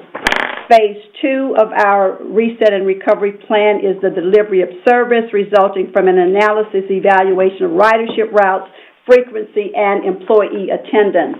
You have a sample of our fixed ridership, which is an average of 15,468 since May 16th on fixed route. Average daily trip ridership 215 on our paratransit, and our streetcar is 618 average daily for all days. The Recovery, Reset, and Service Modification Plan will focus on service delivery as well as fiscal responsibility and accountability. The two employees who tested positive for COVID-19 have been cleared by their physicians and have returned to work, and 2 others who recently tested are out on physician-ordered quarantine. Our community value, the ICEO had briefings with PSTA CEO and T-BARTA Executive Director regarding the Envision Regional Transit Development Plan. The dates are in the packet. And I've had 4 briefings with Brad Miller, PSTA, regarding their recovery plans. Director Knight stopped by the Operations and Maintenance Facility on Friday, May 15th for a visit, and that was conducted and hosted by Scott Drainville, our Director of Safety, and Colin Malloy, our Director of Safety, and Scott Drainville, our Director of Maintenance. HART continued to have business during these times, and we held 3 virtual committee meetings during the month of April. Our external communications included congratulatory letters to Councilman Guido Macalusa, congratulating him on being chair of the City Council, and Ms. Bonnie Wise on being appointed the new county administrator. The interim CEO and the Deputy Director of Operations, Ruthie Burkhardt, were interviewed telephonically by Tampa Bay Business Journal for an article that was published on May 15, 2020, entitled Hillsborough Pinellas Reconfigure Buses and Operations to Steer Ahead, and focused on local transit systems taking measures to adapt to changes caused by the virus. HART continued its volunteer efforts in the community, with several employees volunteering to feed Tampa Bay and distribute food to needy families on May 15th. Personnel matters of note: we had a graduation of 8 operators and 2 streetcar motormen on Friday, May 15th, and to meet the increasing needs for cleaning and sanitizing of our buses, we're recruiting for 7 maintenance attendants. HART had a moment of remembrance on May 18, 2020 at noon in honor of the memory of Operator Thomas Dunn and his last act of heroism, which was safely bringing his bus to a stop during a fatal attack and saving the lives of the patrons on board. Through our efforts, we were joined by other transit agencies across the state, including Jacksonville, Star Metro, Tallahassee, and PSTA, and many others. HART has received notification that the U.S. Department of Transportation, as well as FEMA, will be giving us additional masks, and we've already received 700 masks from FEMA this month. HART responded to a request from Congresswoman Kathy Castor's office for a video statement on how CARES Act funding would support the agency. That video will be shown at the end of this report. Regarding financial performance, we're pleased to inform you that HART applied to the IRS and submitted the tax form 8841 for reimbursement for compressed natural gas. This is a credit for alternative fuels. HART has 70 CNG buses, 44 vans, and SUVs. With the 50 cents on the dollar tax credit, HART should receive $2.17 million refund for the years 2017 through second quarter 2020. This refund will effectively reimburse us for almost 85% of our costs for GNCs during that period of time. We do not have an estimate of when we will receive the money. We're proud of the team for the collaborative work on getting this much-needed anticipated revenue for HART. The IOC, at our own expense, purchased a banner that says Heroes Work Here that is posted outside of our 21st Street facility and our Ybor facility as an appreciation to our various operators. HART's response to the peaceful protesters on Saturday, including detouring our routes.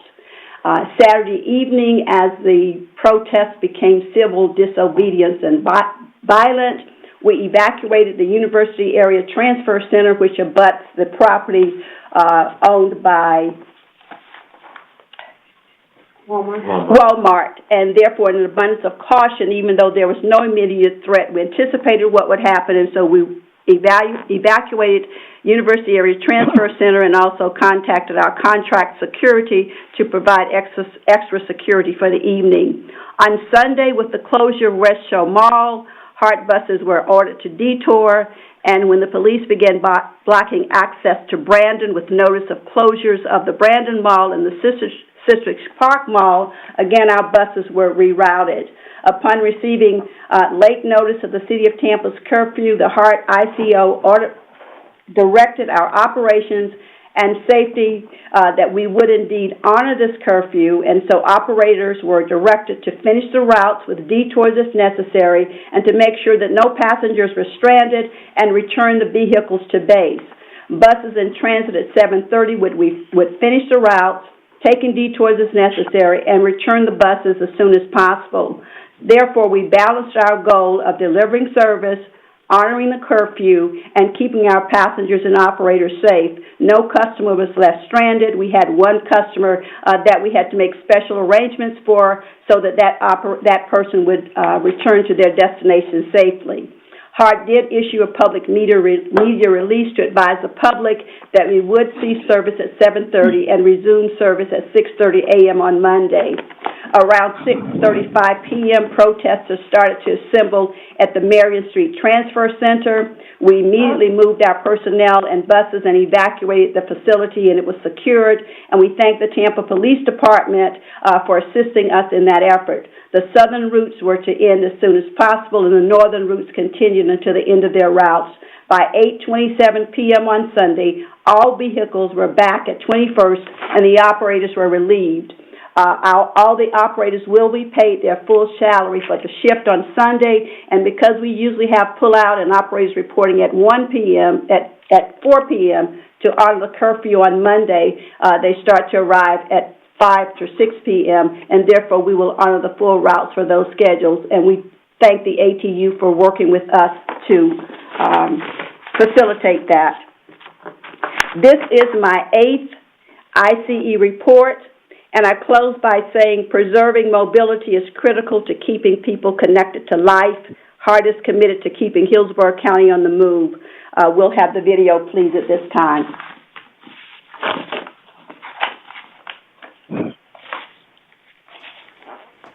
The coronavirus COVID-19 pandemic presented unprecedented challenges for our community. Unlike some industries, HART, as an essential industry, had to continue its operations to provide safe and reliable public transportation for the essential workers and those essential trips for those without means of transportation. HART greatly appreciates Congresswoman Kathy Castor and the entire congressional delegation for your invaluable support of this important legislation and for your dedication to serving this region. The CARES Act will deliver much-needed economic relief during this global health emergency. HART provides necessary transportation accessibility to support economic sustainability, workforce security, and everyday livelihoods. The CARES Act funding will support HART's operating expenses related to adequately ensuring public safety and transportation needs.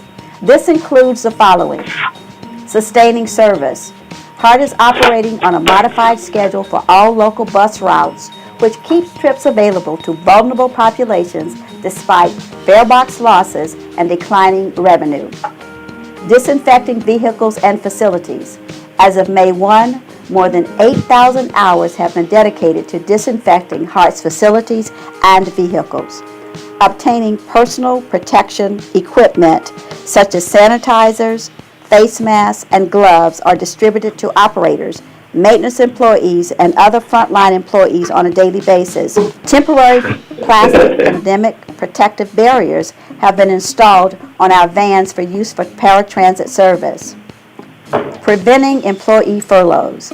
HART has ensured equitable work assignments during the temporarily reduced service levels in cooperation with our local bargaining units so that our employees stay employed to feed their families. Overall, preserving mobility is critical to keeping people connected to life. The CARES Act investment will support the ongoing operations of service delivery, the role we play in our community's recovery, and the health of our personnel. As part of this nation's essential critical infrastructure workers, our frontline operators, customer service representatives, and all HART employees are the essential heroes moving other heroes.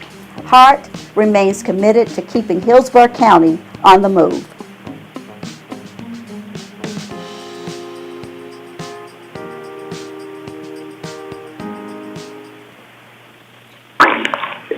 Thank you, Danielle. That ends our video. And the rest of my report, there are no sole source or deviations in our procurement procedures to report at this time. And at this time, Chris Cochran has a report regarding the 2020 Regional Transportation Interagency Exchange Application Overview. This was a grant opportunity that HART applied for. I'm sorry, are there any questions regarding my report? Any questions? Okay. Thank you. Mr. Cochran? I cannot open it. Thank you, Chair. Chairman Miller, one moment. I think we're trying to get this open here. I'm fine. Okay. We good? Yes. Thank you. Okay, Board, thank you very much for your time. My name is Chris Cochran, Director of Service Planning. Today, give you a brief overview of our annual Regional Transportation Interagency Exchange grant application. This is a, next slide, please. This is an annual grant application that all the local agencies for District 7 put in through FDOT for two types of grant services. The first one is service development, and the second one is transit corridor programming. So we will, I'll tell you a little bit more about that in the next two slides. Just to give you a brief overview of what these are. First and foremost, just to make sure you all understand that all projects submitted for this grant have already been approved by you all in the TDP. What we submit has to be in the latest transit development plan, and you all approved. You will find all of these projects approved in the last one that was done in November of 2019. Projects that are submitted this year, the funding that will be provided by DOT will be available in July of 2021, which is the first day of the FDOT fiscal year. However, because our fiscal year obviously starts in October, the difference there in the way that we budget, we would most likely be putting these projects forward later in fiscal year 2022. Just to give you a background on why there was about a 4-week turnaround period from the time that DOT put out the RTI's application process. So we had a very limited time to be able to put these together with all that is going on with our COA, the network reevaluation, the uncertainty of funding, that we were unable to bring these before the Strategic Planning Committee for discussion this year, which is why we walked it on to the board just for discussion. For your information, it's not normally something that requires approval of the board. It's just an informational item, and we wanted to bring it forward to you just so you're aware, and we can bring it back with some more detail as to exactly some more information about these routes. Next slide, please.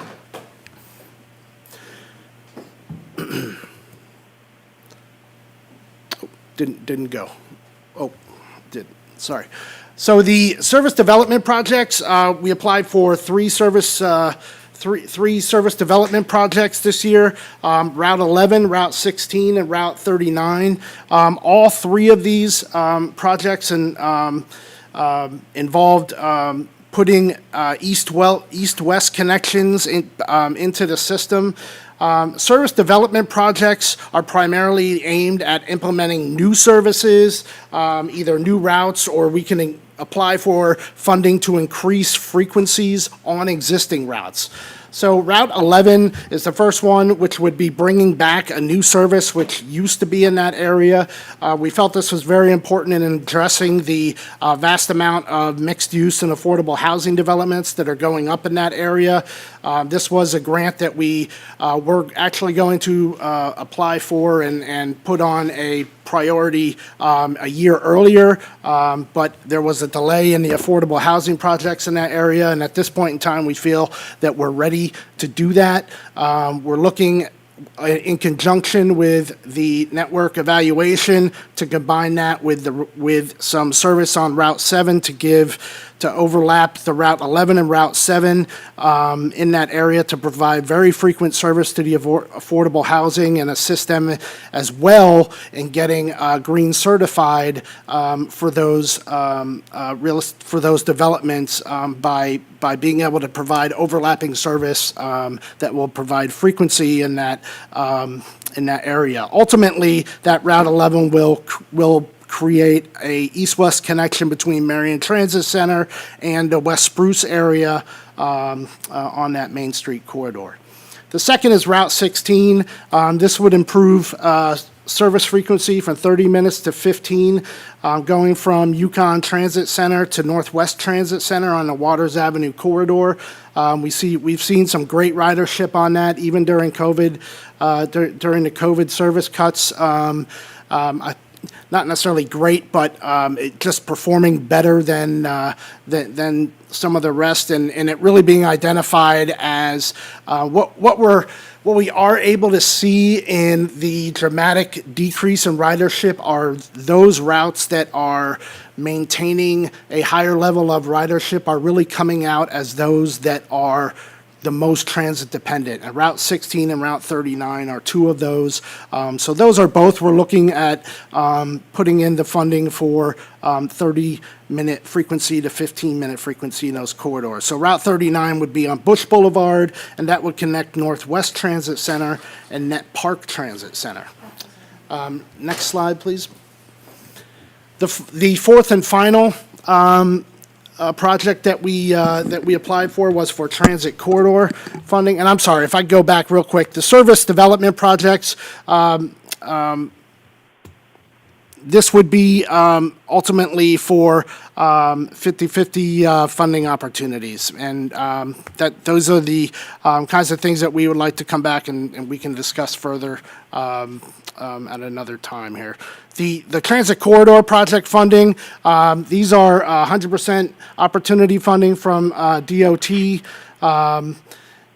The one that we are proposing here is a Tampa to Lakeland Express with the scalability to end it at Plant City if it's unable to be able to be funded all the way to Lakeland. We have been in touch with the folks out at the Citrus Connection, and they're very interested in partnering with us on being able to make a connection between Lakeland and Tampa. There's been a recent study that's going on that you all will see the final results of that really show a growing demand of transit, albeit they are not in our charter, out in the Plant City area of developing a connection between that area. So those are the four projects that we have applied for funding that would ultimately be looking at putting in the service in the 2022 fiscal year 2022 time range. And with that, I'll take any questions or comments. Thank you, Mr. Cochran. Danielle, is there any questions? Commissioner Kemp? Commissioner Kemp, you recognize. Thank you. I just want to ask some questions overall and a specific one. In terms of this regional transportation interagency exchange, as you said, it already has been submitted, and I'm just wondering, this is a yearly process, correct? Yes, ma'am, it is. And so when do you get noticed of this, and when do you start preparing for this process? Since the submissions are May 15th, because I had talked, to FDOT, and they said that there were meetings that, there's usual meetings about this in March with other partners. And so it seems to me that this kind of thing with some options about this should be brought to the board in January so that we are engaged in this and that we can look at options and decide about when we should be moving forward on or what we should be moving forward on, what is our highest priorities. Well, I will say, having started this process over in PSTA a few years ago when RTIs first came on board, they did have regular meetings in the beginning. And this year we became aware. We received the application, I want to say exactly 30 days before it was due. And I was not brought in on any specific meetings on RTIs. And every but year you knew that it was going to happen, correct? So this is something that I think is really important for the board to have options in terms of this and to make decisions about what, in terms of service, what is the best service, and to be a voice in that and to be putting forward involved in these decisions early on. So I think knowing that this is coming next year, that we should definitely be, engaged in this in January. But I also wanted to ask a question about also, you said that all of these are on the TDP, and I have to say I scoured the TDP and the update, and I don't see any place where there is the last route that you named, I don't see it up here, that goes from downtown to Plant City to Lakeland.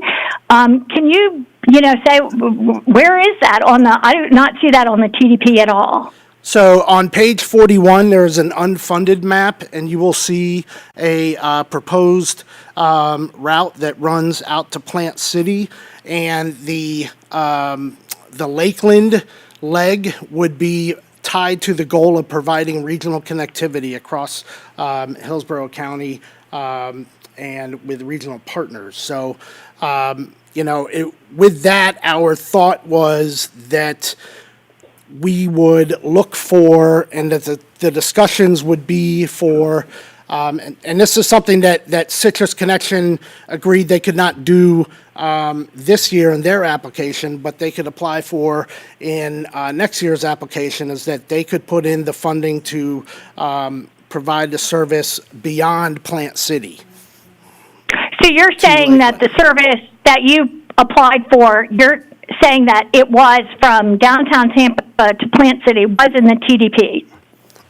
In the Or is in the TDP? Yes, ma'am. In the unfunded, on page 41, in the unfunded map, you will see a route that goes out to Plant City. Yes, ma'am. Okay. I would say that these considerations should be brought to the board. We should have options in terms of this. We should understand the efficiency of these routes, the cost of these routes, and this should be a decision with options that is brought forward to the board early on before it's submitted to FDOT for funding, not after the fact. So I'll just say I'm disappointed that we didn't have this presented earlier, knowing that it was coming up, and in the future, that needs to happen. And we've already begun the discussion internally amongst our group as we begin to gear up to do our upcoming TDP, that we will focus a section on identifying priorities for next year for discussion to bring before the board, anticipating that this was going to be perhaps something that you all would want at this point in time. Great. I appreciate that. Thank you. Yes, ma'am. Danielle, anyone else? No, sir.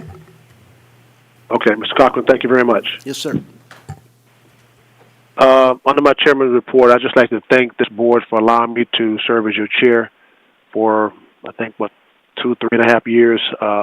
It's been my pleasure and an honor to serve you. I do appreciate you putting the confidence you put in me to lead this board and through some real difficult times. So thank you very much. I wish the new officers the very best in your endeavors. It's going to be tough, specifically going through the search process, trying to find someone to lead this agency in some very uncertain times. So I wish you all the very best.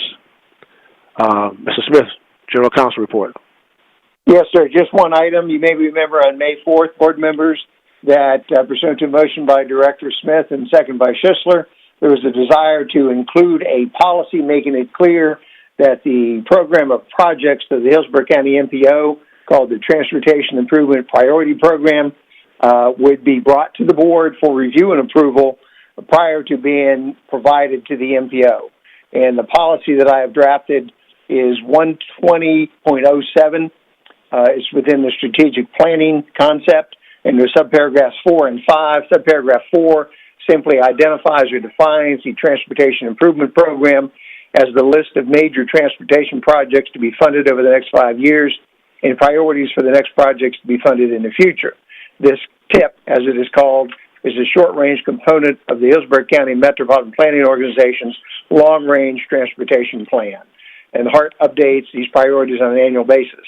The action provision is subparagraph 5, which specifically states the HART Board of Directors, as HART's governing body, shall receive, review, and approve a list of HART priority projects to be submitted for inclusion in the Hillsborough County MPO Transportation Improvement Program during a HART board regular meeting each year prior to submittal of the MPO.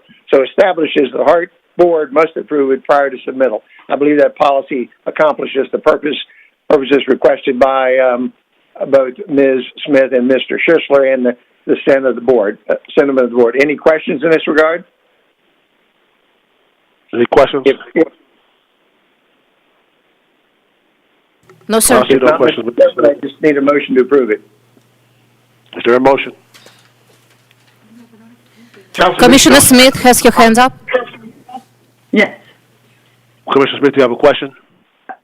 No, I'd just like to remind the board that at our last meeting we unanimously agreed to have this policy drafted by our attorney in accordance with the MPO board's request that all agencies submit their priorities for the TIP from their legislative bodies, and that in response to this request from the MPO board, the county commission has adopted a similar policy. And so it went into detail about why this policy makes sense, why it's needed. And so if anybody has any questions, I'd be happy to go back into that. But otherwise, I'll just make the motion to approve. The motion by Commissioner Smith, is there a second? Second. Second by Councilman Schuster. Any further questions? Seeing none, please call the roll. This is Lena Pettit. I have a comment from General Counsel. What? Mr. Smith, according to our HART Board policy, we require 2 hearings before the final adoption of a policy. This is our first hearing. We can move it towards the final adoption at the next board meeting. Was that the second hearing? This is Lena Pettit. I have a comment. Mr. Smith? Yes, sir. It has to have a second hearing, what Ms. Pettit is saying. Has joined the meeting. All right. Well, I'd recommend we move it forward to the final hearing. Okay, that'll be next month. I'm sorry, I may have missed my name, but I voted yes. No. We haven't called the roll yet. What we're finding out, Ms. Smith, is that Mr. Williams, we have to have a second hearing on this, so we can't vote on it. This meeting has to be at the July meeting. Okay, thank you. Sorry about that. Okay. Next is the consent agenda. We have one item on the consent agenda. Is there a question on the consent agenda? I have a motion to approve. Who was that? Second, Harden. Who moved it first? Mr. Overman. Mr. Overman makes a motion to approve the consent agenda, second by Mr. Harden. Any questions on the consent agenda? Seeing none, please call the roll. Please say yes or no after your name is called. Director Castor? Director Harden? Yes. Director Kemp? Yes. Director Knight? Director McLean? Yes. Director Mechanic? Chair Miller? Yes. Director Overman? Yes. Director Schisler? Yes. Director Shanahan? Yes. Director Smith? Yes. Director Vieira? Yes. Director Williams? Yes.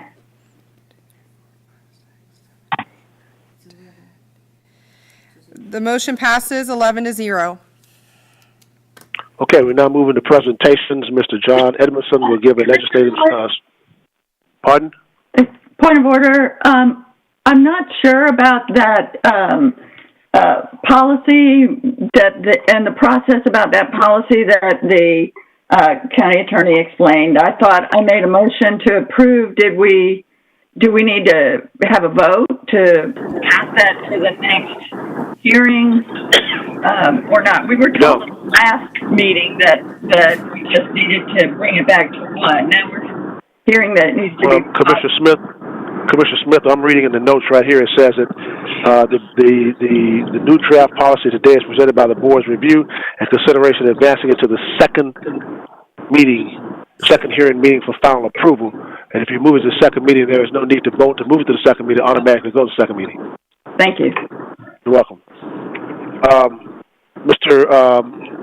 I'm sorry, I lost track here. Mr. Edmondson, you make a presentation on legislative service and procurement, and members, we have to take a vote on this after this presentation. Mr. Edmondson, you recognize. Thank you, Chair.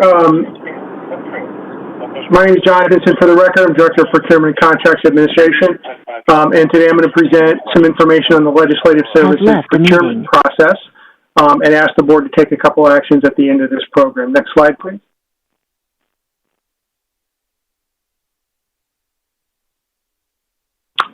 So a little bit of background on our current legislative and the external relations government relations contracts.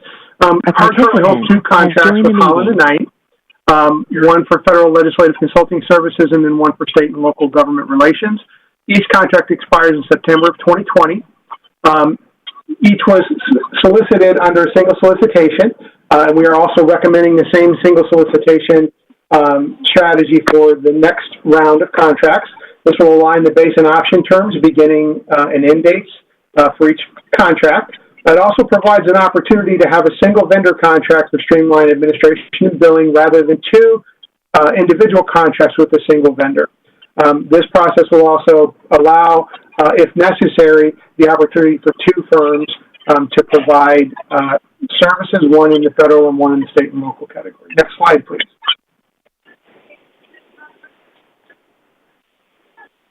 This is a quick rundown of the scope of work and some of the key action items that HART will be asking for during the solicitation. We are asking for firms to assist with the development and implementation of annual short and long-range legislative agendas. We're asking for advocacy for HART-adopted policies and funding priorities and grant requests at the state and federal level. We're asking for a firm to actively monitor the development of transportation-related regulation and legislation and how that has an impact on HART and how we may need to address those changes. And also to monitor policy directives at the state and federal level that are required, not just ones that have implied impact to HART, but also ones that have required impact. We will ask someone to help develop and implement strategies for funding from regional, state, and federal partners. And this goes beyond simply notifying us that there's an opportunity for federal award or for grant awards, but actually helping us develop a strategy for the best and most meaningful opportunities and how to improve our grant request outcomes. And then we'll look for a partner to actively coordinate HART legislative activities with other agencies on both the federal and state level, agencies such as APTA and the various MPOs regionally, as well as the FPTA, TBARTA, regional governments, all of our legislative partners on a local, state, and federal level. Next slide, please. Some of the key deliverables from these action items are written quarterly status reports on any pending legislation, any budgetary issues, any policies, regional, state, or federal issues that have interest to HART and have those potential implications to HART. We're going to ask for weekly status reports while legislatures are in session to detail the actions that are taken during the week and to give us a status of any of the issues that pertain to HART specifically. We're going to schedule and plan regular meetings with our state and federal delegates. We will also hold biannual meetings with, but not limited to, agencies such as the governor's office, state and federal Senate House offices, state and federal agencies, any agency, committee, or potential partner, strategic or funding or otherwise, that can impact the outcome of any of our funding requests or that have those continued impacts on operations. Next slide, please. Some of our measures for how we're going to determine whether or not this vendor is successful in their efforts are, we will be requiring various reports, updates, presentations, and et cetera. So we will measure the timeliness of those deliverables as well as the quality of those deliverables. We will measure and monitor and identify meetings that are scheduled and attended on behalf of HART, not just those that HART is participating in, but also those that have HART as a primary topic of discussion. We'll hold biannual meetings and legislative wrap-ups and related events, and we'll make sure that those are scheduled timely, that there's enough advance notice for those interested board members who would like to participate, et cetera, et cetera. We'll look for participation in the comprehensive strategy sessions. Does this include a review of our annual and various legislative agenda planning elements? How proactive is that vendor? How reactive are they to our desires and to our input, et cetera? And we'll ask vendors to provide various briefs, white papers, testimonials, et cetera, articles for publication, letters, legislation produced on behalf of HART, all of those things that basically advocate for the HART position and put our names foremost as topics of discussion with those various funding partners. And then finally, we'll gauge how successful they are in providing assistance to HART by way of how much additional funding were they able to bring into the organization, how many alternative funding resources were they able to bring into the organization. Did our grant writing and our grant request making activities improve as a result of these interactions? Next slide, please.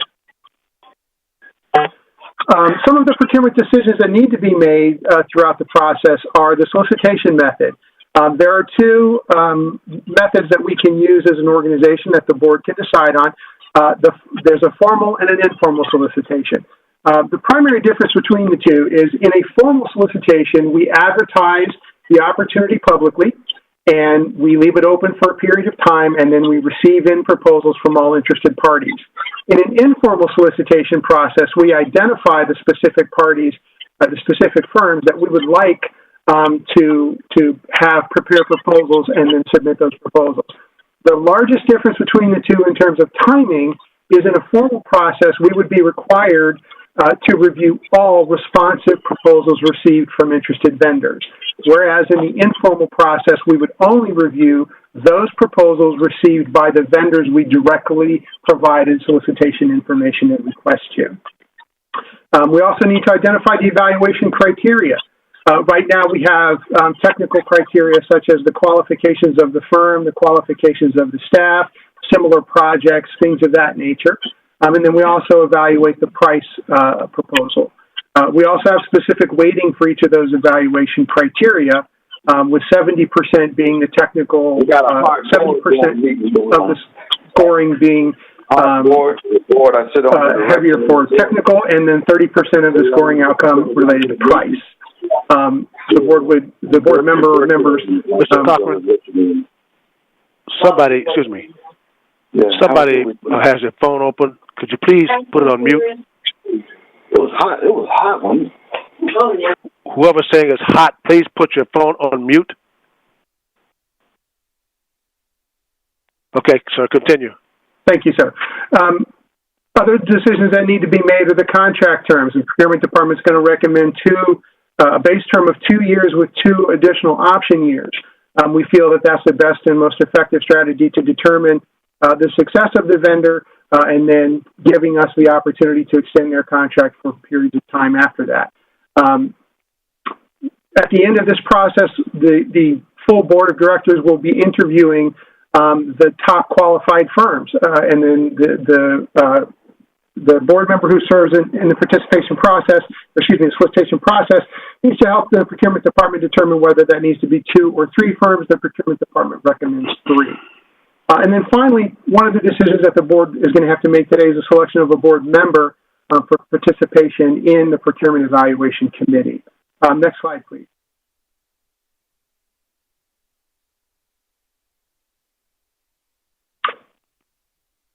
Next slide, please. There we go. Okay, so the first action item for today that we will be asking the board for is to approve the procurement strategy. We are recommending a competitive solicitation process. Again, this is the process that opens it up to the public and requires that we review all responsive submitted proposals from those vendors. We think that offers the most fair and most advantage to the organization to make sure that we get the most qualified firm.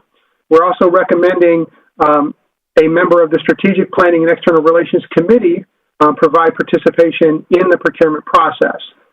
We're recommending, as I described earlier, the evaluation criteria of 70% weighting for technical responses and 30% weighting for price proposals. Our recommended 2-year base term with 2 one-year options. And then those presentations to the full board, we recommend the top 3 highest ranking firms. Are there any questions about those, that strategy, those items that we're recommending as part of that strategy? Danielle, is there anyone with their hands up? Yes, Commissioner Smith, Danielle? Commissioner Overman, Commissioner Kemp. Who say that again? Commissioner Smith, Commissioner Overman, Commissioner Kemp. Commissioner Smith, you recognize? Sorry, hand up, mistake again. Won't happen again. Okay. Commissioner Overman, you recognize? Thank you, Chair. I appreciate it. I'm pleased to see this process, and I do believe that it would be smart to do a competitive solicitation process. As a member of the Strategic Planning and External Relations Committee, I'd like to be considered for this position to provide participation in the procurement process, and I would move approval of board action number 1. Okay, there's a motion by Commissioner Overman. Second, is there a second? Second by McLean. Second by Mr. McLean. Commissioner Kemp, you recognize. Thank you. I just wanted, I want to thank Mr. Edmondson for what I thought was a very clear outline of the process. And you had both listed formal and informal on that. Is that part of, I'm just looking through, this came fast, but I don't see formal or informal there in terms of board action number 1. There are 2 options for how the solicitation can be conducted, whether formal, which is the competitive selection process that I indicated in the first bullet point under Board Action 1, or informal. The procurement department is recommending that formal competitive solicitation process. Okay. I just wanted to be clear about that. I think it's very important also, as you stated, that there be 3 firms involved in 3 firms as finalists, not 2. I think it's very important that we do that. So this is a motion. Second, I would support this going forward as you've outlined. But I want to thank you again, I think, for doing a very clear and thorough job. You're welcome.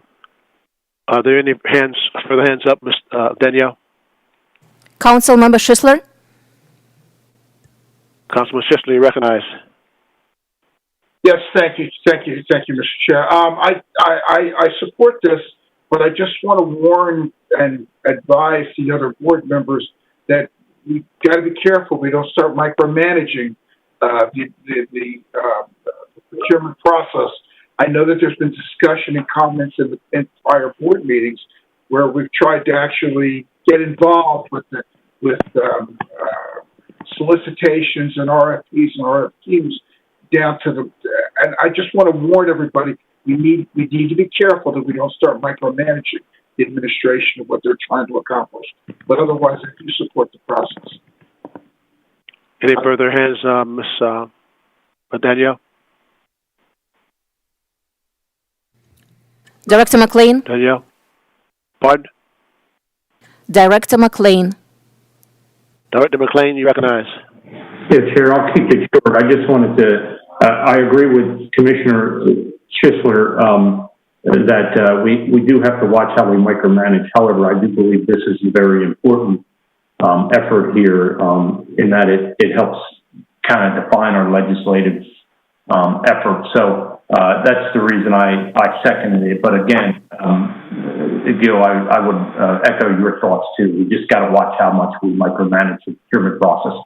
I only did this because it is a very important piece of how we govern, so to speak.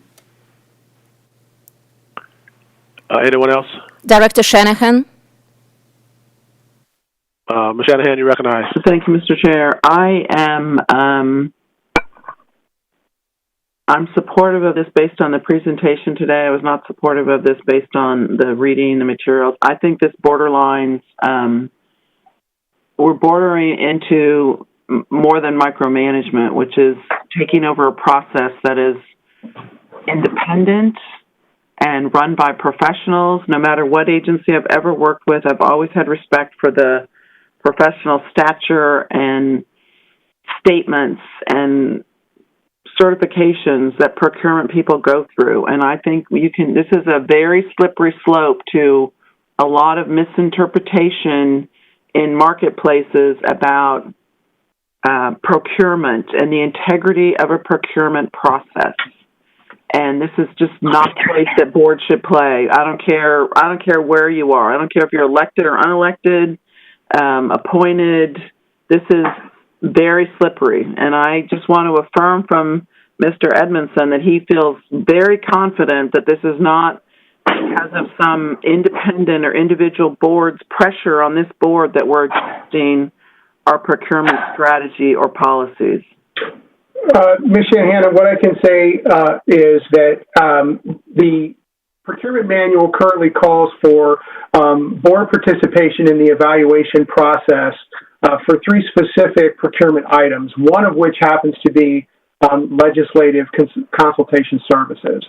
So this is in keeping with what our current procurement practices are, and I am completely confident that this process will, as with all other procurement activity, be carried out with the highest integrity and professionalism by our staff.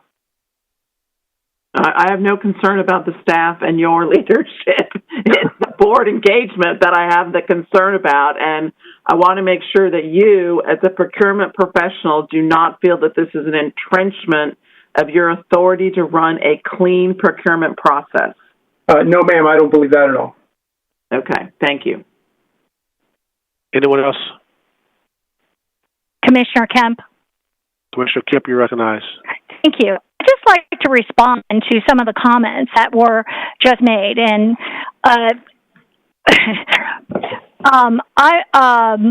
first off, this has been the process that HART has used forever. It is embedded in what we do, and I've been through it prior to this, in terms of hiring the legislative staff. And as Mr. Smith said, as part of our policy that we do this, as well as we hire our legal staff. And there was robust involvement and robust discussion in the past when we hired our legislative teams. And I'd like to dispel, because there's been this insinuation that is repeatedly made that somehow there's been an inappropriate involvement on the part of the board in any micromanagement of any of these procurements. Any involvement begins with the cone of silence once the procurement is released.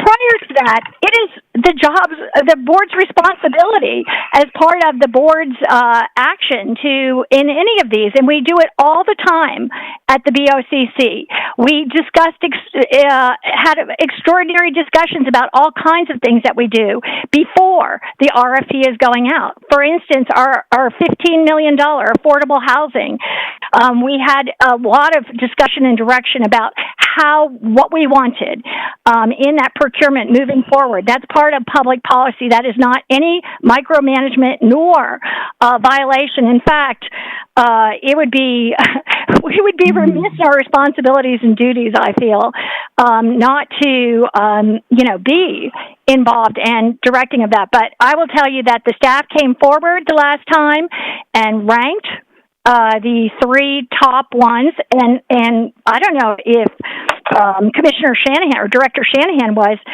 there at T-BARDA. We've done the same at T-BARDA over and over again. Commissioner Kemp, let's bring it in for Landon, okay? Sure. I just want to say that if there's any allegations that that's a problem, I think they should be directly made, and it's not a problem. In fact, I think it's a responsibility of us to be engaged. Is there anyone else? No, sir. Do we have a quorum still? We believe so. So far, we've only been able to discern that there was, I think 2 board members that have left. There may have been more at this point, though. I can do another roll call if you would like. Yeah, do it before we take a vote on this. Do a roll call, please. Okay. Director Castor? Director Hardin? Here. Director Kemp? Here. Director Knight?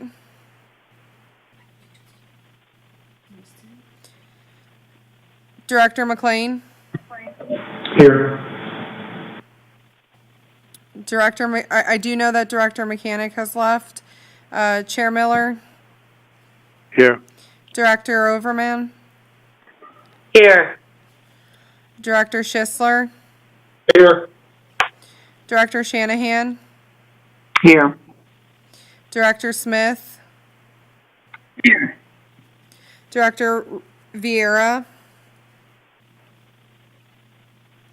Director Vieira, Director Williams. Here. Okay, we do have a quorum. Yes, you have 9 members, which is a quorum. Okay. All right. Is there any further discussion on Board Action 1 to approve procurement strategy? No, sir. I have to agree with what Ms. Shanahan said. This is a slippery slope and can turn into a very, very serious snowball effect on this whole thing. I have some real concerns about this process that we're putting forth. I heard what staff said, but I do have some concerns that this could very, very, very well get us in trouble. But we'll see what happens. We have a motion by Commissioner Overman, second by Mr. McLean. Seeing no further discussion, please call the roll for the vote. Thank you. Please say yes or no after your name is called. Director Castor, Director Hardin, Yes. Director Kemp, Yes. Director Knight, Director Knight, Director McLean. Yes. Yes. Thank you, Director Knight. Director Mechanic, Chair Miller, Yes. Director Overman, Yes. Director Schisler, Yes. Director Shanahan, Yes. Director Smith, Yes. Director Vieira, and Director Williams. Yes. The motion passes 10-0. Okay, now thank you. Now we move to Board Action number 2, which is select member or members of the ad hoc committee. I guess what we were doing this is have nominations, if that's the pleasure of the board, for Mr. Edmondson. How many members are we talking about? The procurement manual does not limit the number of members that can be elected to the ad hoc committee. The recommendation is a member from the Strategic Planning and External Relations Committee at a minimum. Just bear in mind that when you get more than one board member involved in a meeting process, there are additional public meeting requirements that go along with that. So that's just one thing that I would recommend we consider. Okay. Now, thank you, sir. I heard Commissioner Overman say she would like to serve as a member. Is there anyone else with a desire to serve? Commissioner Kemp has Is her there hand anyone up. else? Pardon me? Commissioner Kemp. Commissioner Kemp, I would like to. Okay. So we have to vote on this. We have Commissioner Overman wants to serve. Commissioner Kemp wants to serve. Is there any others? May I say something, please? Yes, ma'am. Thank you, Chair. Part of the reason why I raised my hand for this role is really not to micromanage the procurement process. What I learned in attending what your job is as a board member training that I went to in Jacksonville last year was that our primary job is to be an advocate on behalf of the organization. I don't want to micromanage the procurement process by any stretch, but I do want to have a clear understanding, and I think it's important in our long-range planning as well as the relationships we have with all of our partners, including our union members and otherwise, to have an understanding of the perspective of our future candidates for this. And that was my intent, is to see this procurement process through that lens, and that lens only. So I just wanted to say that, and that's part of the reason why I raised my hand for the position, and I would appreciate the support. Mr. Smith, you still there? Yes, sir, I am. Do you see any objections, or I shouldn't say objections, any sunshine conflicts of having 2 members serve on this ad hoc committee? Well, you're going to have to notice all of your meetings because it is 2 board members. and the communications that transpire are necessarily going to cover things that are likely to come before them. So yeah, you're going to have to comply with the Sunshine Act. It's going to have to be a Sunshine Act meeting, each meeting they have. I think historically you've had one member, but I'm not absolutely sure of that. That's correct. Okay. Well, we historically had one member, and I think we should consider just having one member because of the seriousness and the situation of Sunshine. So I'm going to ask that we vote on this. You have Commissioner Overman. Excuse me. Yes. I'd like to be recognized. Yes, you recognize. Okay, thank you. I'm also an attorney. I'm very familiar with the Sunshine Act. It's a very simple thing to do notice. It's not some huge ordeal. You just do notice like you do for any board meeting or any meeting. So I see no reason why there can't be two members. But I also like to respond that absolutely there's a role for board members in this, and it's not micromanagement. And I would say that Commissioner Smith, Commissioner Kemp, we've gone through that before, ma'am. Please, we're just getting late. I'm not. I would like to respond. I was an aide to a legislator in Tallahassee. I spent 2 years in Tallahassee, so I'm familiar with some of the roles and how this works in Tallahassee. Also an aide to Congresswoman Kathy Castor. So I'm familiar with both the state and the federal processes in terms of lobbying and being there. And I think there's no problem with having two members. And, you know, we should just do two members. And I would like to make a motion at this time that we just put two members on. And those two members, who are the two members you're making a motion to put on? Myself and Commissioner Overman. Okay, we have a motion by Commissioner Kemp, second by Mr. Harden, to have Commissioner Overman and Kemp serve on the ad hoc committee. Any further discussion? Director McLean. Seeing none, please call the roll. Pardon?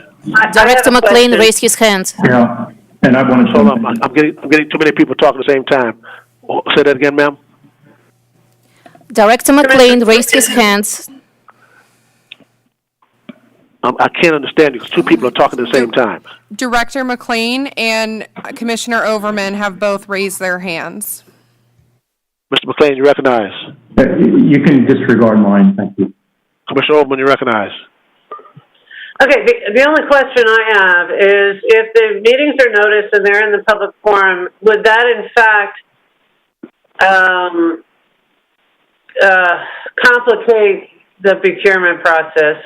We have frequently discussed the challenges associated with hiring anybody in the sunshine. And while I appreciate that there's interest at the board level for two persons, originally I believe it was discussed to have one member actually serve from the Strategic Planning and External Relations Committee in order to avoid having all of this process be in the public in order to be able to select the best candidate, because it is a political, world we live in. So I just have a question. Would, in staff's opinion and our legal opinion, would having two members and having these meetings be in the sunshine compromise our ability to the procurement strategy? That's my only concern, and I'd like to get an answer to that before we vote. Mr. Smith? Well, I can only tell you that meetings in the sunshine are frequently involved in procurements, depending upon the nature of the delegation from the body that's going to make the decision. So this is a particularly sensitive issue. I think the legal question is you can have it and you can notice it. You take your minutes, you have access, you meet the sunshine requirements. As to how it affects the efficacy of the prospects, I think that would be more addressed by the procurement folks. John Edmondson again. The efficacy of the process itself, the integrity of the process is not compromised by having more than one board member serve. It may, if anything, simply slightly delay the process while we handle things we wouldn't normally handle, such as the recording and transcribing of minutes and things like that. Other than that, no, the process is exactly the same. Is there anyone else wishing to speak?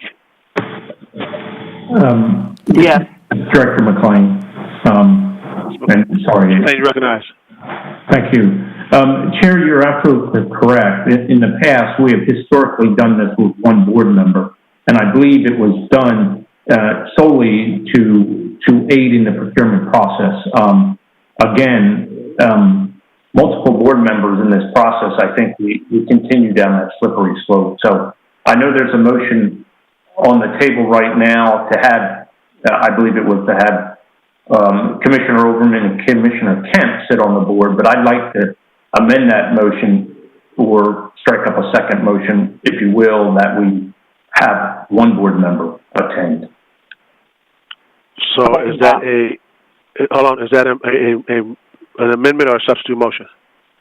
Yeah, I believe probably because of the confrontation it might ensue, I would say it's a subsequent motion. Okay, we have a substitute motion by Mr. McLean.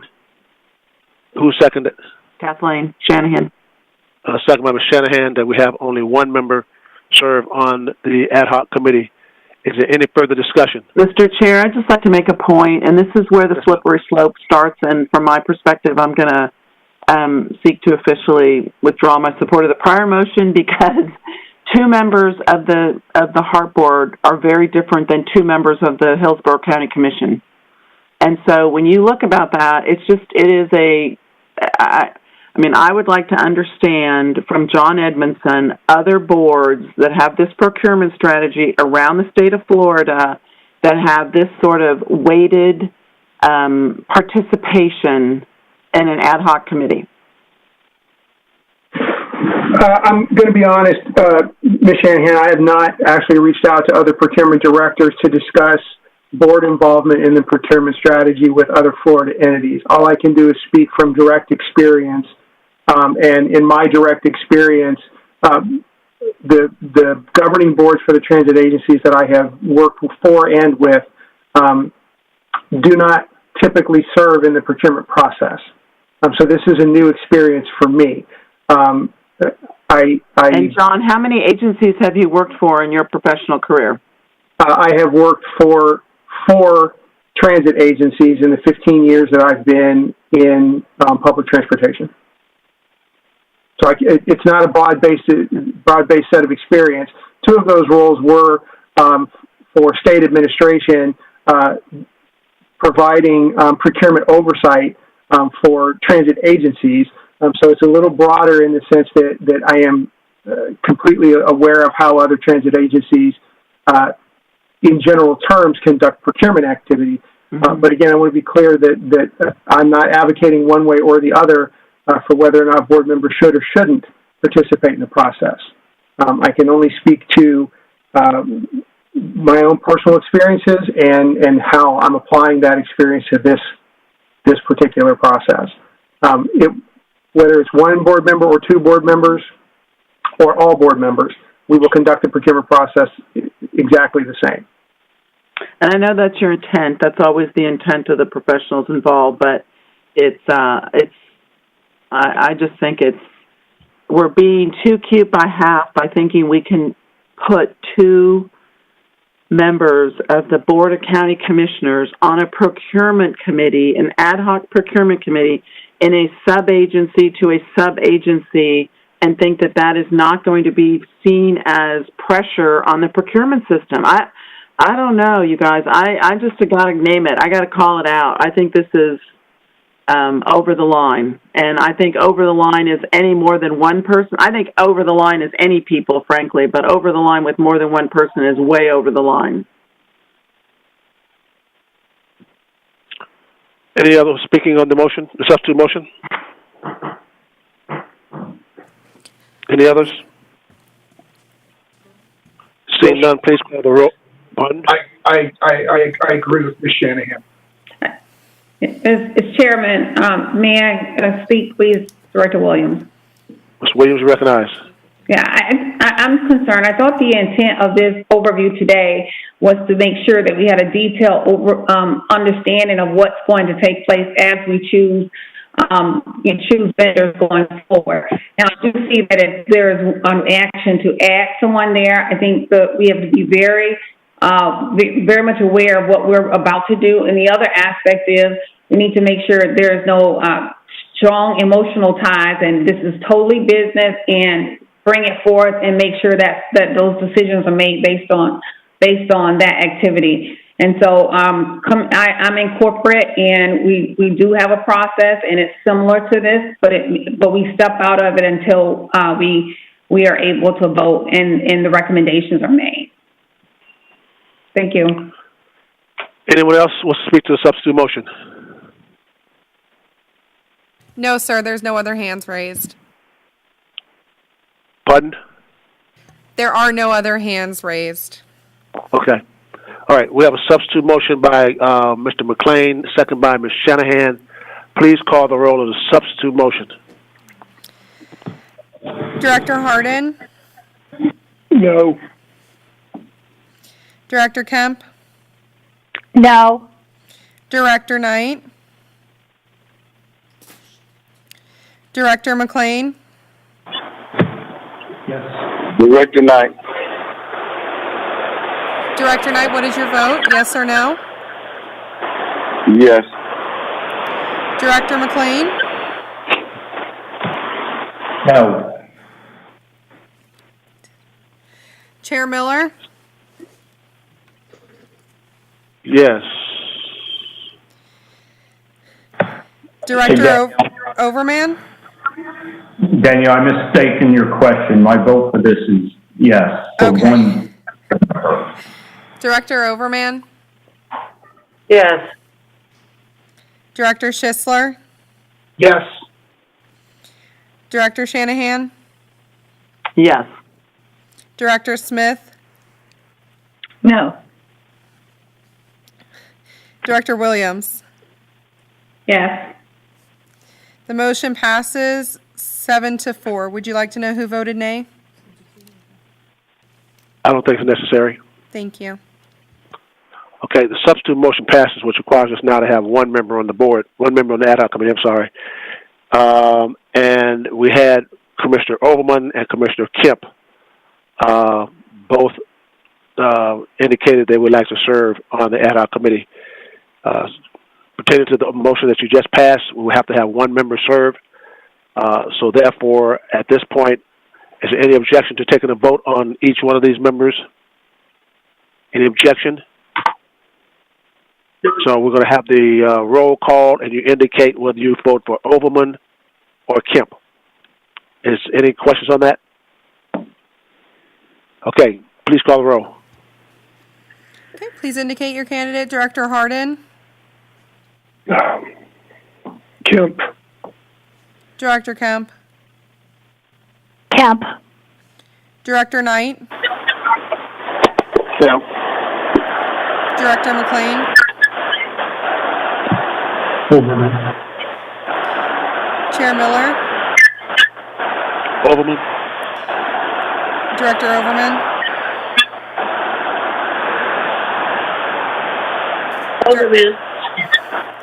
Director Schisler? Overman. Director Shanahan? Overman. Director Smith? Yes. Director Williams? Overman.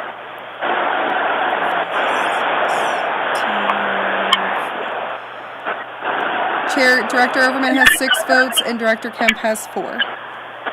Right. So Commissioner Overman will serve as a member to the ad hoc committee. Okay. We move on to the next item on the agenda, which is Envision 2030 Draft Regional Transit Development Plan. Mr. Ball. Mr. Chair, this is Bill Ball, Tyndall Oliver, and also on the line with me is the Executive Director of T-BARTA, David Green. Given the length of the meeting, we wanted to offer the board the opportunity to table this item to your next board meeting. We'd rather have the full board and more attention to this subject if that's the pleasure of the board. Mr. Ball, that is a very smart move. You're a very smart man. I like that. Is there any objection to moving this to the next board meeting? Any objection? No objection, Mr. Ball. Thank you for that that suggestion, we're going to move it to the next board meeting, which will be July, I think, 16th, if I'm not mistaken. 20th. Am I right? Thank you very much. Okay, thank you. We'll now move to reports. You have the HART Board committee reports from May in your section 12. You have the reports from the HART Board representatives on certain boards in section 13. You have the status reports from the HART Organizational Performance Scoreboard on section 14. And you have the monthly information reports also on section 14. We'll now move to old business. Any old business? Is there any old business? Hearing none. Is there any new business? Director Schisler has his hand raised. Mr. Schisler, Councilman Schisler, recognized. No, sorry, I thought it was Dan. Okay. Apologize. Is there any new business? There are no hands raised. I have my hands raised. I thought, this is Kathleen. I want to thank the chairman if this is his last meeting. I've served with you now on this board for many years, and I don't know if it's new business or old business, but you're a good business guy, and you've led us through some very tough and trying times. And I got to tell you, this agency, this community, and frankly, all the writers of HART have a lot to thank you for. And I have been honored to serve with you as a fellow board member. I know you and I knew each other in Tallahassee, and we continued our working together here at HART, and I have been really impressed with your ability to assess the linkage between the community and this agency and the prioritization of what needs to get done. And so I just want to say personally and professionally, I thank you on so many levels, but just for today, for your chairmanship of HART and the exemplary service you've given us and always shown, just by example, your integrity and your thoughtfulness. So thank you. Ms. Shanahan, thank you very much. It has been my pleasure to serve this board. As your chair, as I said earlier, it has not been easy at times, but I've tried my very best to make this board and the people that we serve and the employees that we have be first and foremost. And but I couldn't have done it without you all. So I really, truly thank you very, very much for those comments, and thanks to the board for allowing me to serve you. Thank you very much. Is there any other new business? Director Williams has her hand raised. I just want to, I'll make it short. I want to echo Director Shanahan's sentiment, and coming from someone that's newer to the board and learning from you, Chairman Miller. It's just been very, very exciting, inspiring, challenging at the same time, and it's made me utilize my business skills to another level as a result of some of the things that you've done, said, and the way you portray and act in action and execute quickly. So, long story short, thank you so much, and I've learned a lot from you in the vice chair role. Thank you, Ms. Williams. I appreciate it, and I wish all of you the very best. I'll still be around for about another 168 days, so thank you very much. Thank you. Any other new business? There are no other hands raised. Who? There are no other hands raised. Okay, thank you. Seeing no other business, we'll adjourn. Have a great day. Thank you. Thanks, Chair.